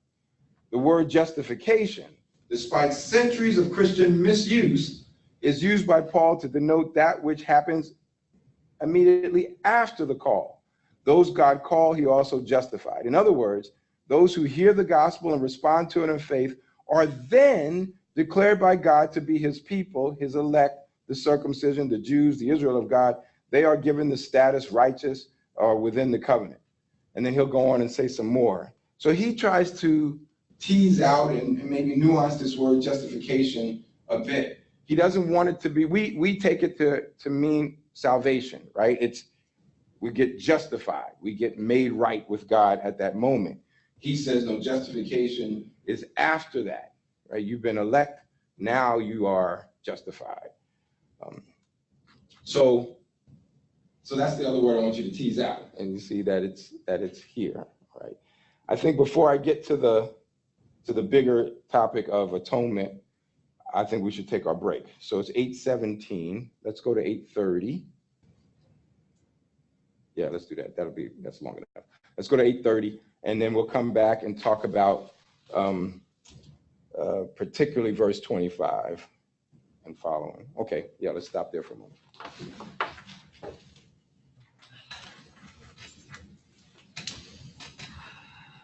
You can open up that can. Sorry. Oh, no, I opened it. That's fine. Thank you for sending me that website, by the way. I don't think I ever got to officially thank you for it. Found a whole lot on there? Huh? Found a whole lot on there? No, I mean, the thing is, I'm looking at like such a small geographic region. So, But anytime that anybody goes out of their way to be like, hey, here you go, man, it means a lot. So thank you. How should we understand that? Right. oh, by the way, this was in that bag. That's fine. You get that pulled up. Do we have a score on Sixers Raptors? Dude, that thing's nice, man. Yeah, I had no idea. I need to shorten it. You know who will do that? Oh, It's just on the street. There's a little jewelry store on the left-hand side of the street. Yeah, I went down there. I actually got this one. Where's it at? If you go downtown Lyle, To me, that's What's it called? I don't know the name. If you looked it up, it's the only jewelry place down there. It was like $10 though. You can really go to any jewelry store. Do it for you, but- I'll be at home tomorrow, so I'll just do it at home. Are you going home tomorrow? Yeah, sister's graduating from with her master's. But Webb is really trying to look at exegesis. He's trying to do that. So That's what you learn right there, being around you guys. yes.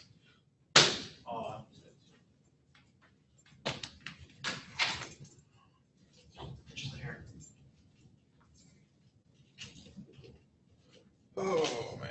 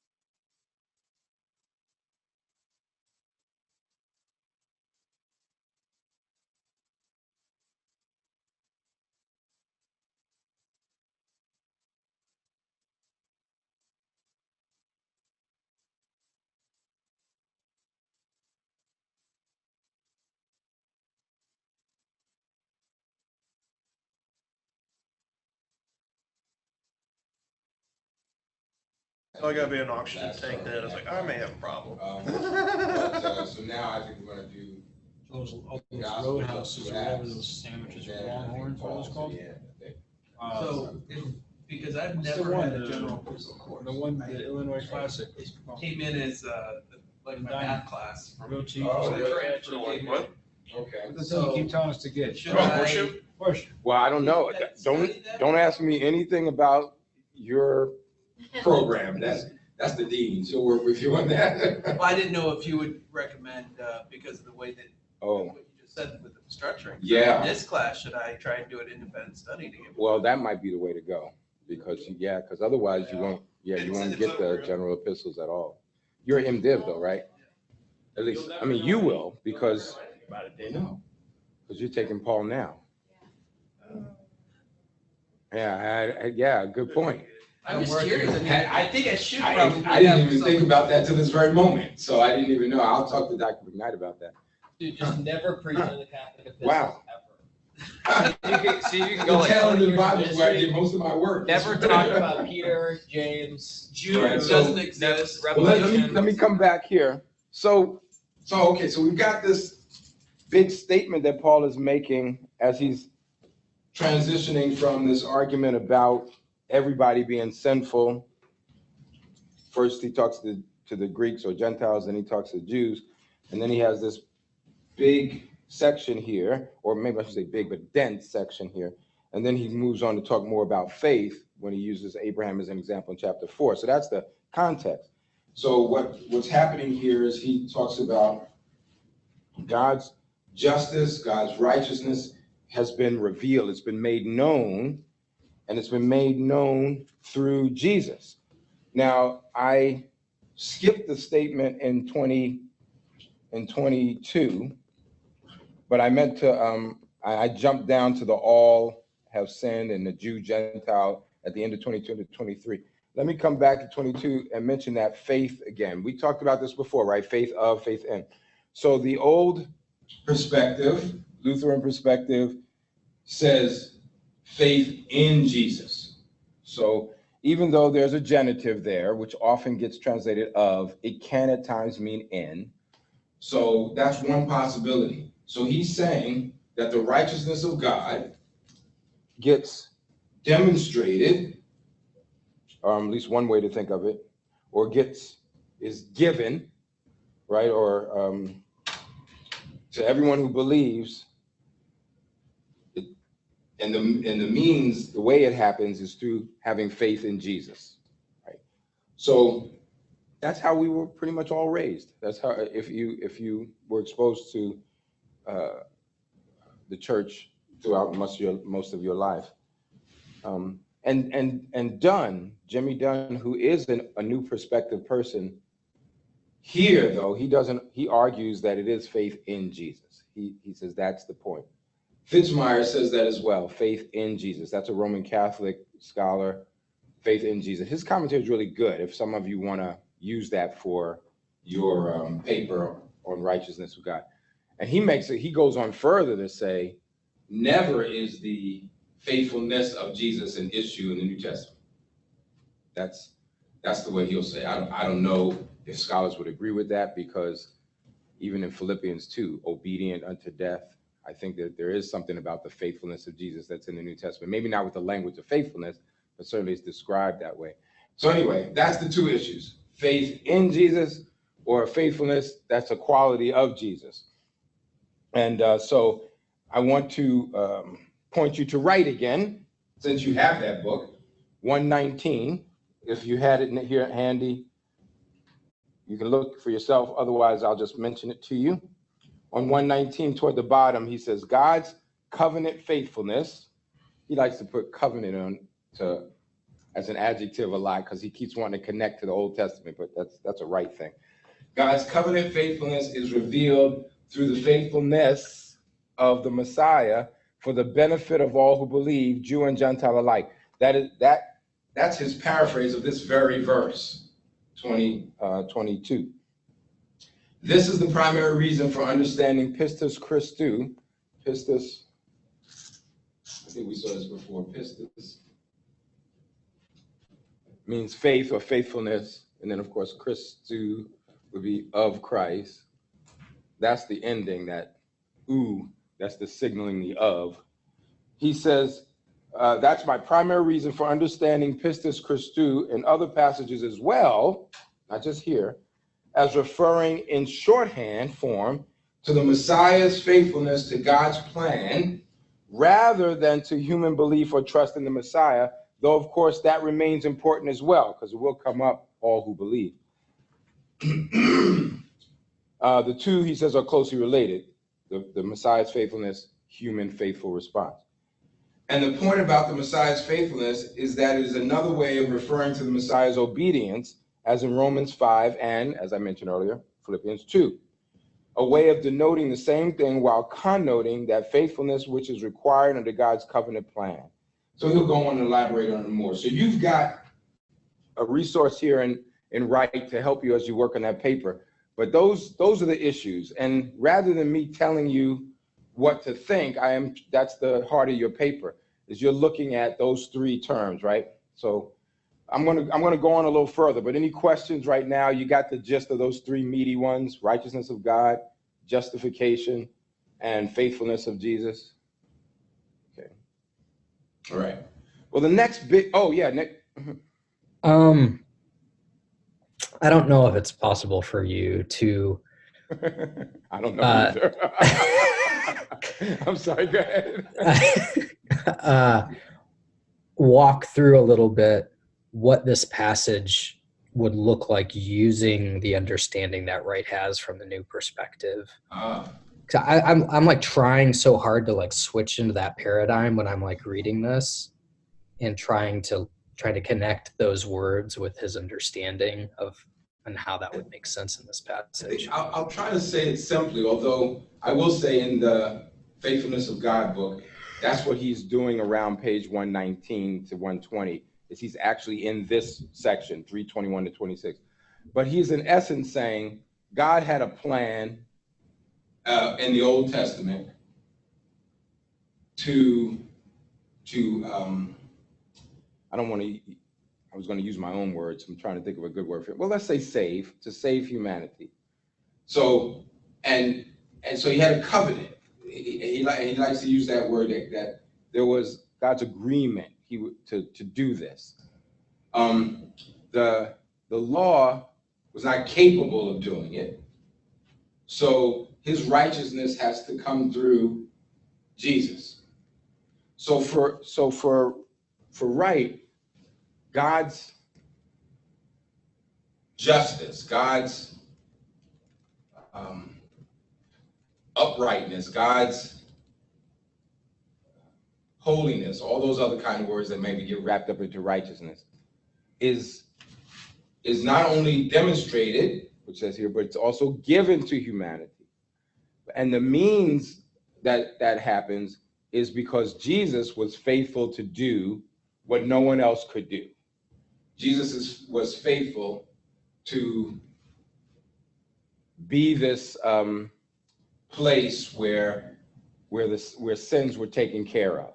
Now, I'll get to that in a moment, because I kind of was couching my words by saying place.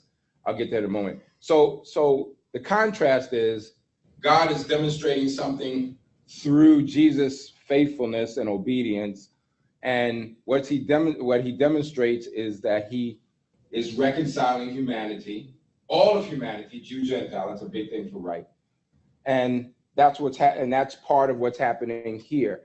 And he does it on the cross. So that's a quick shorthand that he says in a lot of dense words. Now, that's not a whole lot different on some level, because the outcome is still the same, right? Humanity is made right with God. But the means of it, he's saying, is because Jesus did something, not because humans did something. Right. Now, yeah, I think that's probably the simplest way to start out. I want to get to the cross part, and then maybe we'll step back and look at it all again. So he says the way he did it is by justifying, there's that word again, freely through grace, in verse 25, by presenting Christ And here's the difficult word. As a sacrifice of atonement, it says in the NIV.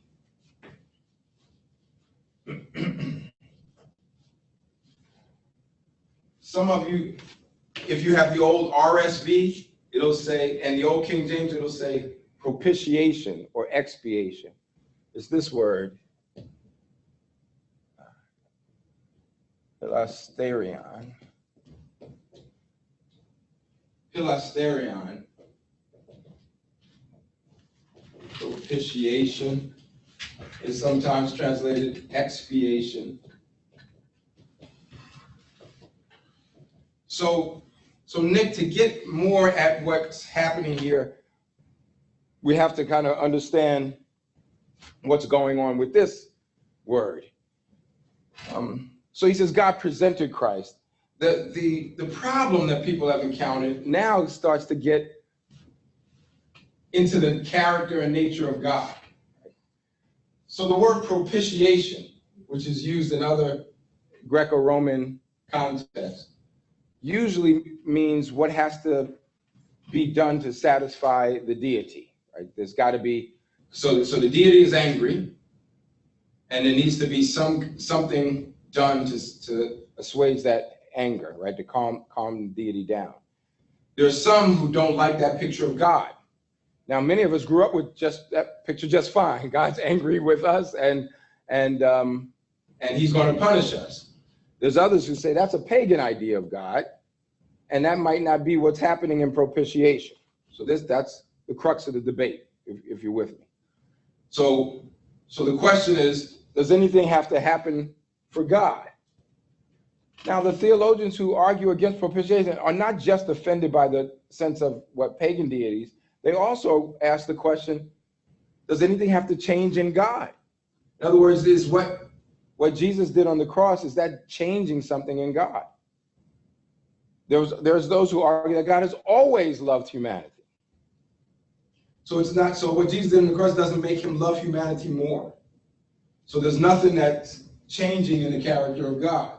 So consequently, they don't like this one, right? If you follow what I'm saying, that would be, that's the view that something's got to change, that what Jesus did changed God somehow, made him not angry anymore.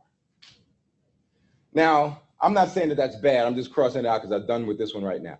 The next one, but that's the view, right? People would cross that out. The other side of this notion of expiation, which is what I think most people, even some New Perspective folks, I think even Scott uses this term, Scott by Dr. McKnight. Expiation is sort of the other side of the coin. It's like not to oversimplify, but it kind of oversimplifies, but if you remember in The Wizard of Oz, when before they knew who was behind the curtain, when they showed up, they're all scared and shaky because they've got to, they want to, because Dorothy and her compatriots, they want to see the wizard, and the wizard won't let them into his presence until they bring back the witch's broom, right?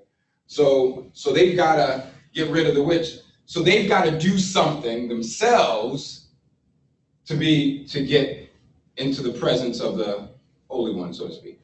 So what expiation says is not that something has to happen for God to change. Something has to happen for you to be worthy to even be in the presence of God. Do you follow? So expiation is basically saying you need to get cleaned up. So that picture is more acceptable to a lot of people, and we think, some of us say, well, both things are happening, right? I mean, we've heard sermons that'll do both things. That God is not angry with us. Jesus paid it all, and he forgives us. So now we are clean and able to be in the presence of God. That's more the notion of expiation, right? My sins get dealt with. And that's another picture. The last thing that, I don't know if it complicates it or makes it easier, is those who take that away and say, we've got one more thing to consider here. If you look at this word so few times in the New Testament. But if you look at the Septuagint, right, Greek Old Testament, you'll see the first time it's used is back in Exodus. And I gave you the passage, Exodus 25:17 in the Septuagint. And there it refers to what's sometimes translated as mercy seat. You still with me? Mercy seat. So notice how it's not a concept or an action, it's a place. The hilasterion it was the place, it was the cover. In Hebrew, kapper, Yom Kippur. Kippur comes from that word, Day of Atonement. But the word kapper is the cover. So the cover on the ark, where the mercy seat was, is what hilasterion is describing. So that's why you'll see in the translation, God presented Christ as, so he placed him as this space here. He set him up as this. What happens here? What happened at the mercy seat in the Old Testament? Do you remember? That's where the sacrifice was made. Well, Blood was put in the sacrifice. Yeah, okay. Blood was put there on the Day of Atonement, but God visits there, right? God's presence is there. So, but that's actually, where the sacrifice takes place. So the point is, it's not so much the mechanism, but it's the location, and that location points to a function. It's where God meets the humans at the mercy seat. His presence comes, meets us there. So, I mean, on the one hand, we don't really, most of us will opt for all of the above, right? If there's a letter D, we'll say all of the above. I mean, God's not angry anymore. We're cleaned up, and heaven meets earth. You know, I mean, we got them all covered there in a sense, and that's true. So you might say, in some sense, it's quibbling between scholars, but there is something when you think about the character of God, how we communicate things to human beings, to other human beings who are not Christian. And when we tell them that God's just mad at you, and Jesus died so he wouldn't be mad at you anymore, it's like, that doesn't really, I don't know what that says to a lot of people, but a lot of people don't really care anymore to hear that. But also, is the picture of God that we have, should that be the same picture as pagan deities who require blood, and they need this blood to be satisfied?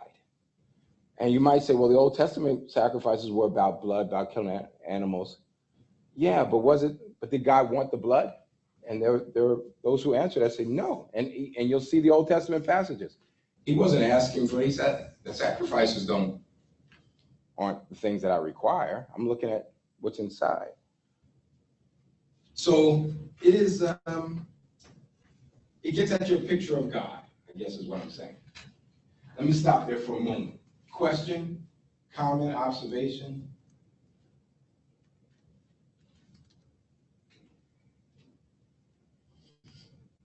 Dr. Edwards? Yeah, is that right? Yeah. I found it pretty interesting in the book that you have on the syllabus you mentioned earlier, Preaching Romans, 4 Perspectives. Oh, yeah, you did get it. Okay. What is his name? Stephen Westerholm and the Lutheran Perspective actually brings this up and talks. He mentions the hilasterion? Yeah, on page 15. The book is so new to me. I got a signed copy from Scott, so I didn't get to read it all yet. But go ahead. But no, I found it interesting. That's almost the take that he ends on it. I mean, in page 14, like he just bashes the propitiation theory and emphasizes on page 15 the mercy seat theory. Okay. And so I mean, I didn't see the book yet, but I was breaking it down. Good. Okay. Yeah, I'm not as up on. Sorry, go ahead.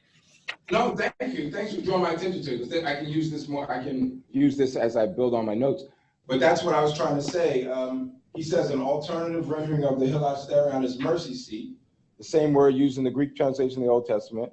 Blood was sprinkled as a rite of atonement. Whether or not we should translate hilasterion as mercy seat, how can Paul claim that sin? Okay, gets on and makes an argument. Okay, well, he's going down that path, but I don't. I'm surprised that the Lutheran view would see it as mercy seat, though. I thought That's the Lutheran view would be comfortable with propitiation. That's what I wanted to ask. It seemed like traditional Reformed theology has always emphasized like that penile substitution, God's angry, Jesus steps in the way, takes one on the chin for us. At least the 10, right? Okay. Right, yeah, something like that, right? Yes. How does this work out in relation to the penile substitution as far as the mercy seat and the Old Testament sacrifices being a foreshadowing of the actual sacrifice, almost like the Old Testament sacrifices happened so that we would realize what was happening on the cross? Yeah, there's I don't think anyone would debate that sin has, consequences, right? Wages of sin is death. And so I think that some would see that that's what's happening in the Old Testament. That reality is being made clear. The thing is, the sacrifices were, like you say, and Hebrews does this, right? They're a shadow of things to come, but even the writer of Hebrews is arguing that it wasn't in the sacrifice that made people clean, right? It's impossible, he says, for the blood of bulls and goats to take away sin. So those rituals were not, in essence, cleaning the people. The rituals were the way the people were coming to God for forgiveness, and it was costing them something. So I think that's the way they would see that, right? We sometimes think of it as killing the animal was the thing that made me clean, and the killing the animal wasn't making me clean, but it's costing me something in showing my contrition, my repentance in a sense. So I don't know if that's answering your question, but I think that's getting at it. It's getting at how a different perspective on that sacrificial system. You follow? Yeah. So I think that the thing that, somebody wrote a book and I can't remember who the author was, and talked about propitiation as divine child abuse, because which is, shock value kind of a thing. But the point was to say, for people to be saved, God's got to kill somebody. And I think what's starting to get pushed back, and you'll see it in some other writers like Greg Boyd and others, is that you're starting to see a revival of a different view of the atonement, right? The Christus Victor view that is about Christ winning a victory over the evil forces. So that's starting to get more attention. You do see that strand in the apocalyptic view of Paul. We saw it last week with 2 weeks ago with Galatians and the stoicheia, the elemental forces, these spiritual forces, and Christ defeats these. You see that in Hebrews and other places. So that picture of the atonement is not God killing his son, it's the devil killing Jesus, right? I think I mentioned to you seeing Lion, the Witch, and the Wardrobe. Did I tell you that? Yeah. So it's like in Lion, the Witch, and the Wardrobe, right? Where the white witch is the one killing Aslan. So that view takes away the culpability of God killing his son and saying God placed his son as the place where he meets humanity. So the cross becomes the mercy seat. Well, that's not exactly right. Christ becomes the mercy seat there on the cross. So his presence there. So it's still, maybe it's just, for some folks, a semantic thing, but it does shift the image a bit to say that God, rather than killing his son, he made his son be the place where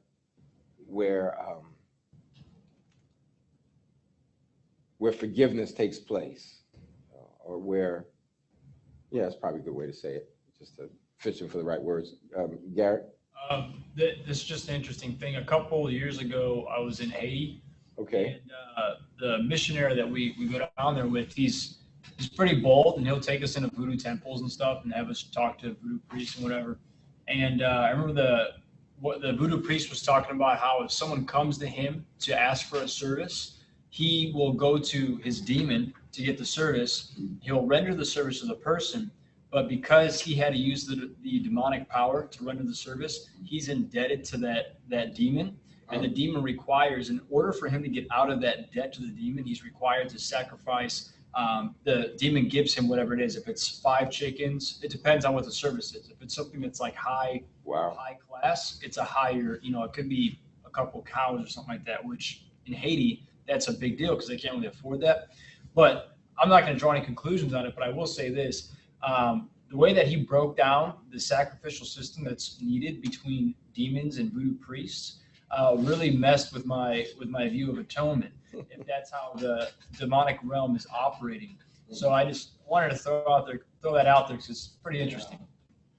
That is, I mean, I can't speak to that particular, but I have a friend who's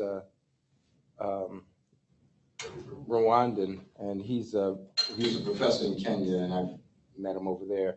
And but he came to the States, and I had him preach in my church in Minnesota. Anyway, we became friends. We were in touch, and but he's an academic too, and we're not in biblical studies. I think he's in missiology, but he was going to give a paper or respond to a paper at a conference that had to do with the atonement, and he was very much advocating in essence, propitiation. He didn't have any problem. And I thought, well, yeah, I mean, there are some cultures that have no problem with the idea that blood is required for payment in some way. You know what I mean? So I wonder at times, is our culture informing how we might view these terms? That's theology. I mean, it happens, right? We come at things from a particular perspective. So yeah. All right. Any other questions or comments? I wanted to say one last thing in the passage. I'm not going to get deep into it, but we often stop at 26. But I wanted to push from 27 to 31 because it's there that he gets at Jew-Gentile reconciliation. He says,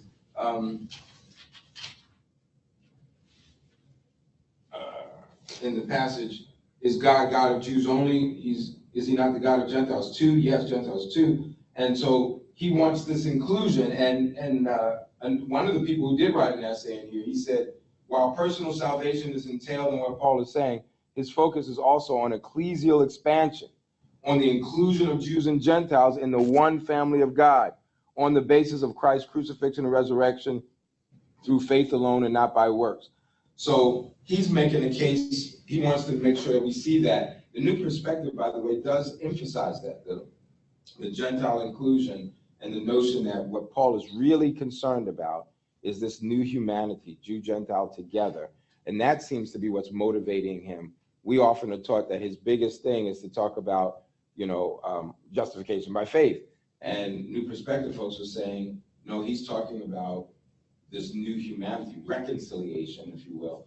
And that justification is part of his theology, yes, but he's also really trying to give a case in all of his connection that he's been ministering to these Gentiles and he's seeing God do something new.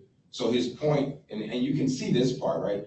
His point is this new humanity is created by faith and not anything to do with the boundary marker of the law, of the works of the law.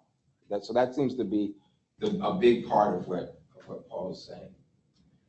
I wanted to draw your attention to one other thing in Romans before we can talk more generally about Romans. Another big issue that I wanted, and I gave you I think I gave you a handout from De Silva on Romans 7. I think I put it in there. It's that Romans 7 passage. I'm not going to do exegesis on this. I won't bog you down in that detail, but I do want to look at it real quickly. And it's another one of those exegetical cruxes, right? It's a place where it's an interpretive cross. People go one way or the other. So when you get to 7, particularly verses 7 and following, what shall we say then? Is the law sinful? Certainly not. Nevertheless, I would not have known what sin was had it not been for the law. For I would not have known what coveting really was if the law had not said, you shall not covet. Now we get that picture of Paul talking about operating under the law. So we're talking the Torah, right? We're talking his Old Testament law. Then when we get down to verse 14, he talks about the law is spiritual and I'm unspiritual, soul is a slave to sin. I do not understand what I do. For what I want to do, I do not do, but what I hate, I do. And if I do what I do not want to do, I agree that the law is good. As it is no longer I myself who do it, but it's sin living in me. For I know that good itself does not dwell in me, that is, in my sinful nature. For I have the desire to do what is good, but I cannot carry it out. For I do not do the good I want to do, but the evil I do not want to do, this I keep on doing. Now, if I do what I do not want to do, it is no longer I who do it, but it is sin living in me that does it. Again, is sin with a capital S that's at work, as an influence. So I find this law at work. Although I want to do good, evil is right there with me. For in my inner being, I delight in God's law, but I see another law at work in me, waging war against the law of my mind and making me a prisoner of the law of sin at work within me. What a wretched man I am. Who will rescue me from this body that is subject to death? Thanks be to God, who delivers me through Jesus Christ our Lord. So then, I myself in my mind am a slave to God's law, but in my sinful nature a slave to the law of sin. Now, most of the time, we have ourselves shift our thinking in this same passage that from 7 down to like 14, he's talking about the Old Testament law. But then from 14 and following, we say now he's talking about something else. And we say that's what's happening to us as believers. I mean, I think most of the sermons I've ever heard on this, and most people talk about it, would say he's describing a Christian Paul who can't do the right thing. And so we find comfort in this because we say, well, if Paul struggled to do the right thing, certainly I'm, can understand that I'm going to struggle to do the right thing. But the problem is it does require us now to look at law differently here. To talk about this law that's operating is now something else other than the Old Testament law. So the division here, again, this has been my job, acquaint you with the divisions, right? That's not my only job, but I want to acquaint you with the division here. You have those folks who say this is Christian Paul talking, particularly in 14 and following, the rest of the chapter. You'll find a larger and more recent school of thought that says it's Jewish Paul talking. In other words, it's Paul talking about his life under the law. So his struggle to do good is not talking about me as a Christian saying I don't get it right all the time. He's saying this was my condition under the law.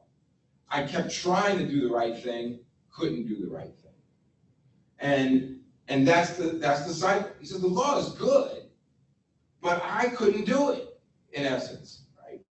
So you'll see that there's people like the Venerable J.I. Packer. He wrote something, I can't remember where it is now, but he took the point that this is Christian Paul talking. And you'll see a few Reformed scholars who will say that. A lot more or make a stronger case. And even the first person, where we get caught up in like a first person now kind of discussion, I do, present tense, right?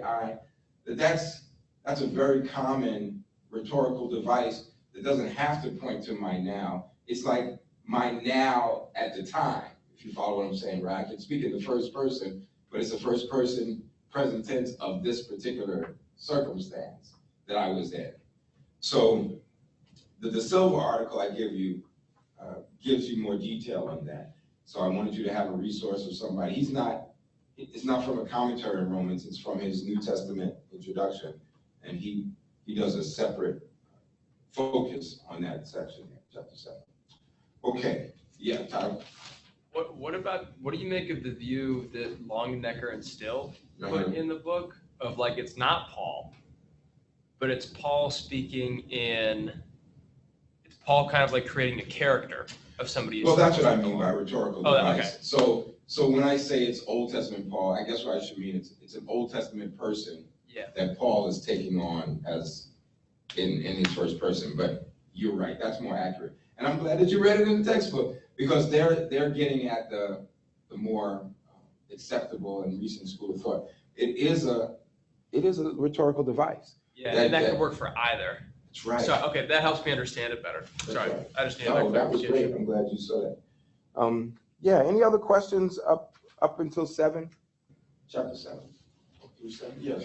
It's not necessarily a question. It just always read weird to me that the way that Paul talks about, essentially, when I do it wrong, it's not really me. It's like another part. It kind of like separates himself from like, when I'm doing wrong, that's not me because I don't want to do wrong. That's another part of me that is kind of like making me do wrong. And every time I read it, it just kind of, I have to read it 3 or 4 times because you almost get like tongue tied. Yeah. Like what I want to do, I don't do, or what I don't, it's just, it always read weird to me.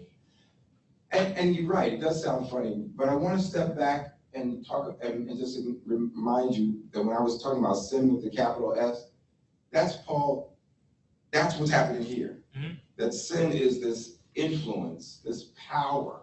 In fact, that's probably a better way to think of it, this power that engages me on the level of my humanity, what he will call flesh, right? The modern translations will say sinful nature, right? But that's what he means, but he actually literally says flesh. So he is saying this entity, it's animating me, it's making me do this. In fact, he'll elaborate when he gets to chapter 6, and he'll say, we're slaves to it, right? And so that's actually why I can see the Christus Victor view and this apocalyptic idea of Paul is that what he's saying is that Christ breaks that slavery, right? And because this thing is now, this entity called sin with a capital S is working through my flesh to make me do the wrong thing. Mm-hmm. Hannah? Yeah, I agree with Stefan. Like I'd always thought it was kind of weird. And then we read Gordon Fee in a class here, and he uses this talking about in Paul the Spirit and the people of God, and he's talking about Paul juxtaposing the flesh and the spirit. And so like verse 6 says, we've been released from the law so that we can serve in the new way of the Spirit and not in the old way of the written code. Yeah, very good. And then it's kind of makes more sense that he would be saying this is the law of this, the written law that I can't do this. But in the Spirit, we're now enabled to do it. Amen. Very good. No, that's a good observation. Was that with Dr. Cherry? Yeah, right. Okay. Very good. Yes, I think that's helpful because that's what gets elaborated on in chapter 8, the whole Spirit breaking through to solve this dilemma, if you will, or speaking to that condition. Oh, very good. Dr. Edwards? Yes. Yeah, I was just going to ask, related to, you just mentioned chapter 8, is this connected to Romans 8, verse 3, where sin was condemned in the flesh of Christ? Is it verse 3? Yes. Yeah. And I read that somewhere. I'm not sure if it was one of the books from this class where, like, in the atonement, what happened on the cross, that sin was condemned in the flesh of Christ. Is there some connection here you could speak to? Well, that's the hilasterion. That here he is at the mercy seat, so his flesh, his body becomes that place where sin is dealt with and condemned there. So what it does, it doesn't make, I mean, it's weird because it says, he sent his son in the likeness of us to be, some translations just straight out say to be sin, right? Some translations say sin offering. But the idea is, if it's the sin offering, it probably is a better translation. It's that image of the hilasterion, of the mercy seat. His flesh, his body becomes that place where sin is condemned. So there's no question, Kevin. I think Paul uses this language in Galatians, right? That cursed is anyone who hangs on the tree, right? He quotes the Old Testament. There's no question that Jesus put himself or was put into a place of shame and of I I don't even know what's another word for that. Well, I just say of shame, where he took on this sin of humanity. The question is how, right? I mean, the question is, well, that's one question. And the other one is why, right? Why was that necessary? Why was a death necessary? And then that's when we get into all our different theories, right? But you're right. I mean, I'm not sure if I'm even touching on your question, but it's in the flesh, in that person. If your question about flesh is the issue, I don't know. I don't know if it's that's always Paul's word for human frailty, like, right? Sometimes it has to do with sinful nature, but it's definitely gets at frailty, the flesh. But I think here he just means his body. He condemns sin in the body, in his self. So anyway, I hope that's touching on what you were asking. I mean, I'm not kind of dancing on that. Were you really focusing on the flesh part? Well, I was just noticing for the first time myself, I guess, and wondering if there was a direct connection between the struggle that Paul in chapter 7 is experiencing of sin's activity in his flesh, and then at the beginning of chapter 8, that sin was condemned in the flesh of Christ. Oh, I see. Some relationship there that that's different what I thought you were asking. That I don't know. I don't know. That sounds like the warring picture of chapter 7. You're asking me, is that here? That same kind of warring of yeah, just wondering if there was a connection or I mean, I don't know. The only connection I kept making for myself was there how Jesus solves the problem. You know, there's now no condemnation now. There's no, for those who are in Christ Jesus, because now there's freedom, right? The law. So that's the part I was making. So I hadn't really thought of it the way you asked. I haven't either till now. I'm just kind of thinking out loud and wondering. So I just like, oh, is this? Yeah. Especially the proximity between the end of chapter 7 and the beginning of chapter 8, if there's something going on. There is definitely a connection, at least on the level of the breaking the power of sin. I would have to think more about, is there something else going on with this,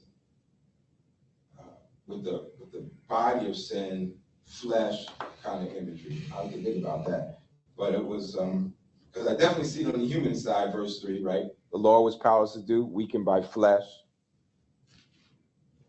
Yeah, I don't know. I guess I'll have to look at that a little bit more. But it definitely is a continuation. I mean, I can say that. He's continuing that thought and presenting Jesus as the solution to the dilemma of chapter 7. So anyway, I wanted to come. Cool, thank you. Well, thank you, Kevin, for the question. I'll think some more about it to give a better answer, but I do want to at least make that connection that you're right. 8 follows strongly after 7 to solve the problem. I wanted to comment a couple other things in Romans before I move on, and I'm going to jump down to the end. This is something that our colleague, my colleague and your friend Scott McKnight spends a lot of time on the last few chapters of Romans. I'm going to spend a little bit of time on it in chapter 16. Dr. Edwards, can I ask one more question about 7? No, that's okay.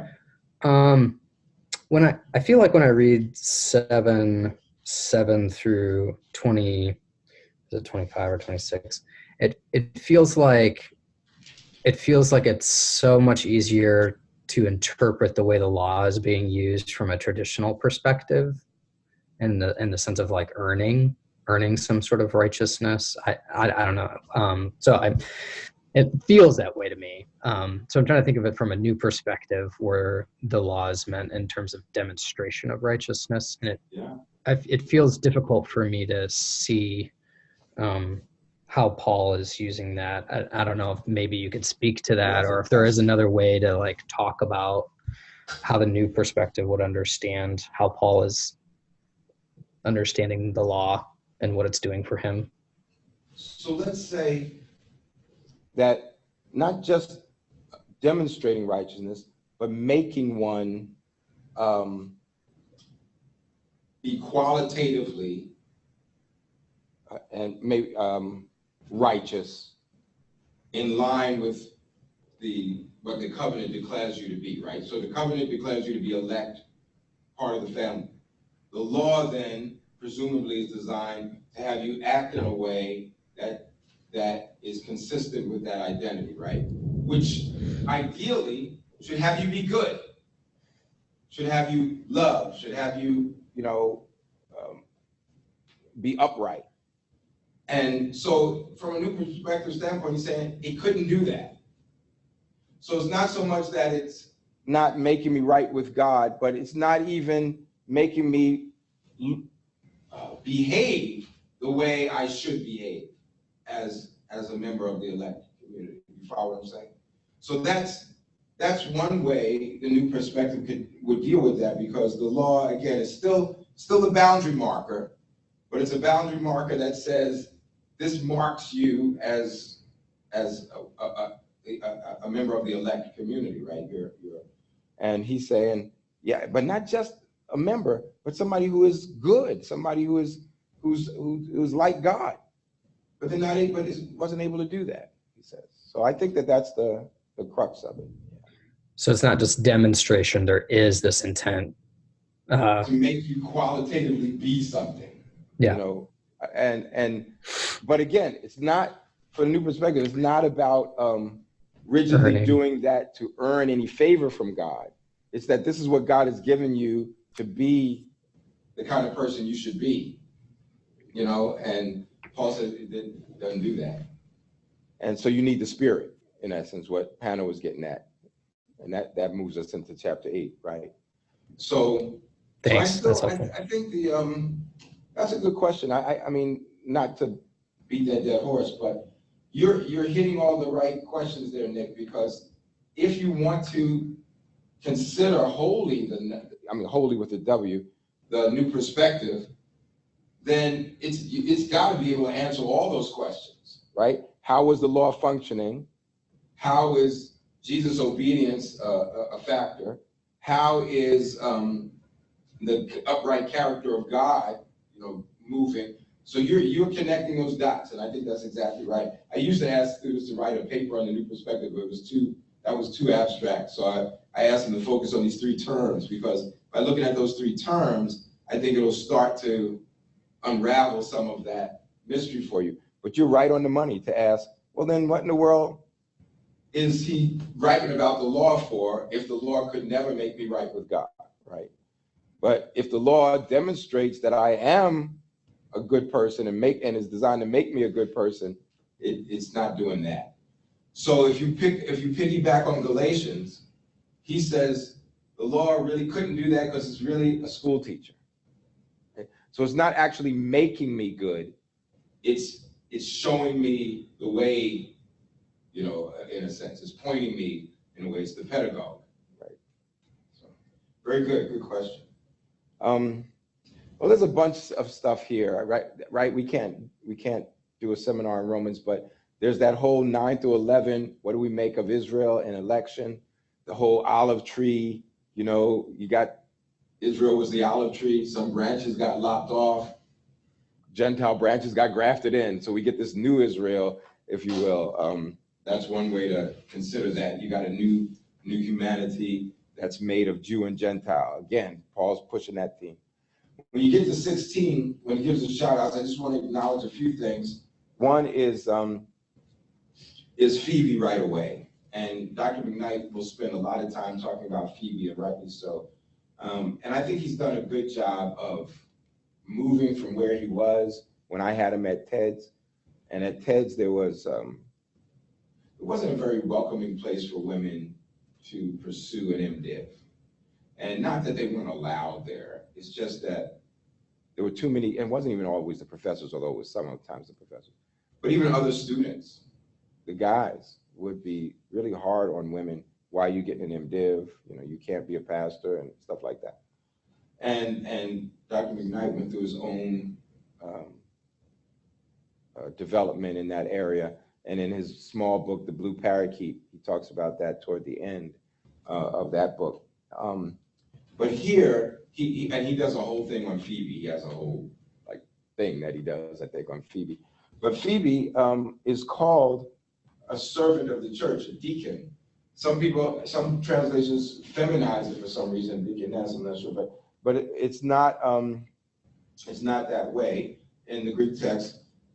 And he says, I commend to you. So there is a very formal process, right, of sending a letter of commendation where you vouch for somebody. Some of you talked about, well, I don't want to get on a side note of patronage and all that, but you have this notion of commendation where the person who's being commended represents the people that are sending them.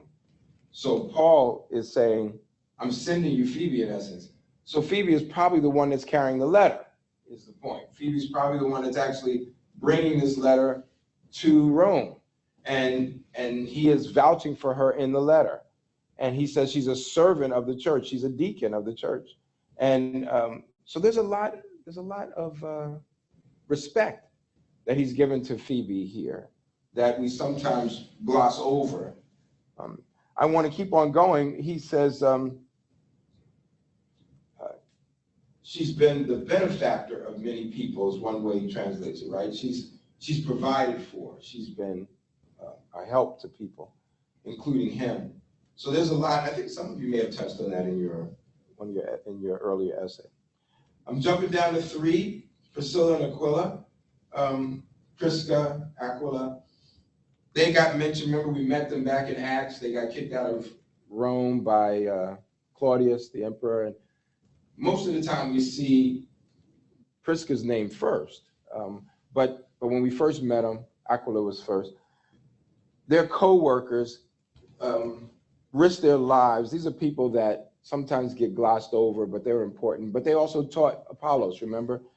And I mentioned them because, again, you have a woman who was involved in teaching. And I wanted to point that out because I know it's, for some people, it's still a controversial topic. But she and Aquila, they taught together. And they were instrumental people. But the big one is verse 7. It's Andronicus and Junia, right? So it's the issue is it's translation stuff, right? I'm having a hard time getting into Philippians, but it's okay. If you've got different translations, take a look. This is one of the reasons why some of us pick on the ESV a lot, because the ESV was pretty much agenda driven, and it was very complementarian and very reformed. And so I have friends who don't even want their students to use the ESV. So I said, I don't ban translations. I said, but I do try to point some things out. So we have this interesting situation in verse 7, Andronicus and Junia, right? They're mentioned together. That word, that second name, union in Greek, people thought was masculine. So they thought these were 2 guys for years. And when there were 2 guys, the rest of the verse, they took the preposition in front of apostles to mean something like among. So here's the NIV. Greet Andronicus and Junia, my fellow Jews who have been in prison with me. They are outstanding among the apostles, and they were in Christ before I was. Now, most people took that preposition to mean that. So when it was 2 guys, people had no problem saying, okay, among the apostles. And notice this is more than the 12. This is a category that's bigger than that later in the first century. So among the apostles, these 2 stand out. They're outstanding among the apostles. Well, scholars found out that Junia is a feminine name. So you'll see it now as Junia in most translations. So that makes these people likely a couple, just like Aquila and Priscilla. So now you see translations that don't say outstanding among the apostles. It'll say outstanding to the apostles. In other words, so now the apostles are looking at these people and say, they're outstanding. You follow what I'm saying? So if you look at your ESV does that. They are noteworthy, or some word like noteworthy or outstanding, or some. They are well known. Well known, esteemed, something like that, to the apostles, right? If you look at the NRSV, now the NIV does both. It puts among in the text, but puts a footnote for to, because it is possible, or to say esteemed by the apostle. I mean, that's possible. That is a possible translation. It's just that it seems weird that the translation got influenced by whether Junia was feminine or masculine. So you start to see now the translators who, they recognize it's feminine. So depending on their perspective, they'll change the preposition. And that's kind of interesting. So I actually asked Scott McKnight, was that, in the kind of the history of the translation, did you see the esteemed by? He said, no, it's not until after people realized that Junia was feminine, that then you started to see esteemed by as opposed to esteemed among. But it's a preposition, and prepositions are funny things, but for the most part, it's typically translated among. You follow what I'm saying? I just wanted to put that out there. So some of you might see there's a Facebook page, Junior Project, and a few other places that are affirming of women in ministry, of all ministry, because women have always been in ministry. The question is, what are churches allowing women to do beyond, cooking and taking care of the kids? And fortunately, I think Junia makes a case for us to, and Phoebe, to open our eyes a bit more. Anyway, I'm going to stop with Romans to see if you have any questions or comments or observations.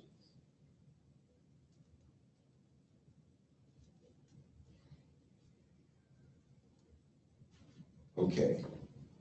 I don't see too many people preach the greetings in the back.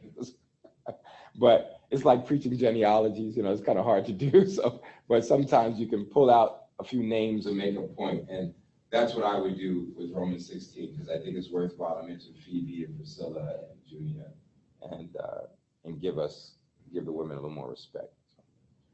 All right. I did have a group project I wanted you to do for Philippians, but I think I'll have to save the group project for next time. We'll just introduce Philippians and do the group project next time. Acts 16. So if you can turn there real quickly by way of introduction.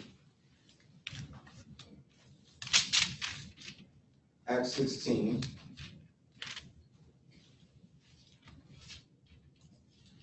There's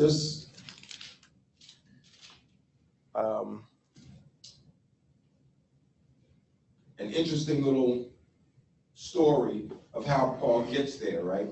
This is 16:6. Paul and his companions traveled throughout the region of Phrygia and Galatia, having been kept by the Holy Spirit from preaching the word in the province of Asia. Now, we don't have a map in front of us, but Asia is Asia Minor, right? So you're talking about moving from Syria, where we were, into Asia Minor. He wants to keep going up into Asia Minor. The Holy Spirit won't let him, so it pushes him west with this incident. When they came to the border of Mysia, they tried to enter Bithynia, but the Spirit of Jesus would not allow them to. So they passed by Mysia and went down to Troas, which is by the coast. During the night, Paul had a vision of a man of Macedonia standing and begging him, "Come over to Macedonia and help us." Help us, Obi-Wan Kenobi, you're our only hope. Just kidding. Come over to Macedonia and help us. After Paul had seen the vision, we got ready at once to leave for Macedonia, concluding that God had called us to preach the gospel to them. So I don't know, if you grew up in the church, you probably heard people talk about a Macedonian call, meaning how they need to get some special invitation from God to go do something. I need a Macedonian call. That's what people, I don't know if they say that anymore, but when I was coming up, people would, in my 20s, people would say that. But that's the picture, is Paul is trying, he wants to go up to the rest of Asia Minor, if you can picture that big, Turkey on the map. And instead he goes toward the coast, and then he gets pushed over toward Western Europe. He's getting pushed that way. So, but he gets a call to come on over. So he says, from Troas, we put out to sea, and then he mentions some other places. What I want to get at is what happens when we get to verse 12. From there, we travel to Philippi, a Roman colony, which is going to be pretty significant for our understanding of Philippians. And he uses the word protos, first. So it's often translated leading. And our first city, or leading city of the district of Macedonia, we stayed there several days. So he meets Lydia down by the riverside. He gets arrested. There's miracles that happens in the prison. The jailer gets converted. That's all important backdrop. But it's this Roman colony leading city that's going to be significant when we get into the book of Philippians. So seeing that I'm running out of time, I think I'll stop there and just see if there's any last minute question. Could be anything, housekeeping, a topic that I may have to look up if I don't know the answer, but I'm humble enough to say that. I should look it up. Real quick on that first, where is that? The Holy Spirit preventing them to go. Yeah. I've heard, growing up Pentecostal, I've heard a lot of whacked out sermons on that. Is there any, like? So why do you gotta ask me these questions? I have no idea. I don't know. I mean, he even says to the Romans, the book we just left, back at the end of chapter 15, when he talks about his travels and what he had intended to make a circuit. He wanted to go, but he even acknowledges there we were prevented. He didn't have an opportunity. So he says there, I think he says straight out, Satan stopped him at one point, but no, he didn't say Satan. I don't think in Romans. But here he says straight out that the Holy Spirit prevented him from going further. How that happens, I don't know. Okay, so there's nothing really in the. Okay. No, but I think we could probably draw some conclusions of how Paul operated and how he got word from the Lord, but he doesn't talk. He doesn't say it. I just wanted to see real quick. I don't want to misspeak, but he talks about how he. I was just looking at chapter 15 real quick. He says, "I was on my way, make the contribution."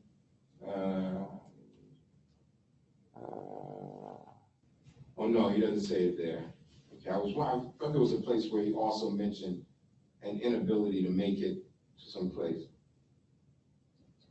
So okay, he says in the end of 15 of back to Romans. So from Jerusalem all the way around to Illyricum, I have fully proclaimed the gospel. It's been my ambition to preach the gospel of Christ was not known. This is why I've often been hindered from coming to you. So that's what he says. That's what it is. He doesn't blame anybody, but he says he hadn't been able to get there yet. So for whatever reason. Okay, yeah. So that's the way I was thinking of. Hindrance in his travels. But he doesn't say how the Holy Spirit did it. But Philippians is important for a bunch of reasons, not as heavily theological as Romans or Galatians in that sense, but a different kind of theology in that it presents what we might call a Christology, right? It presents Christ in a very special way. So let me stop there. We'll pick up with Philippians next time, and I'll look forward to seeing your essays in time. All right, God bless you. Have a good night.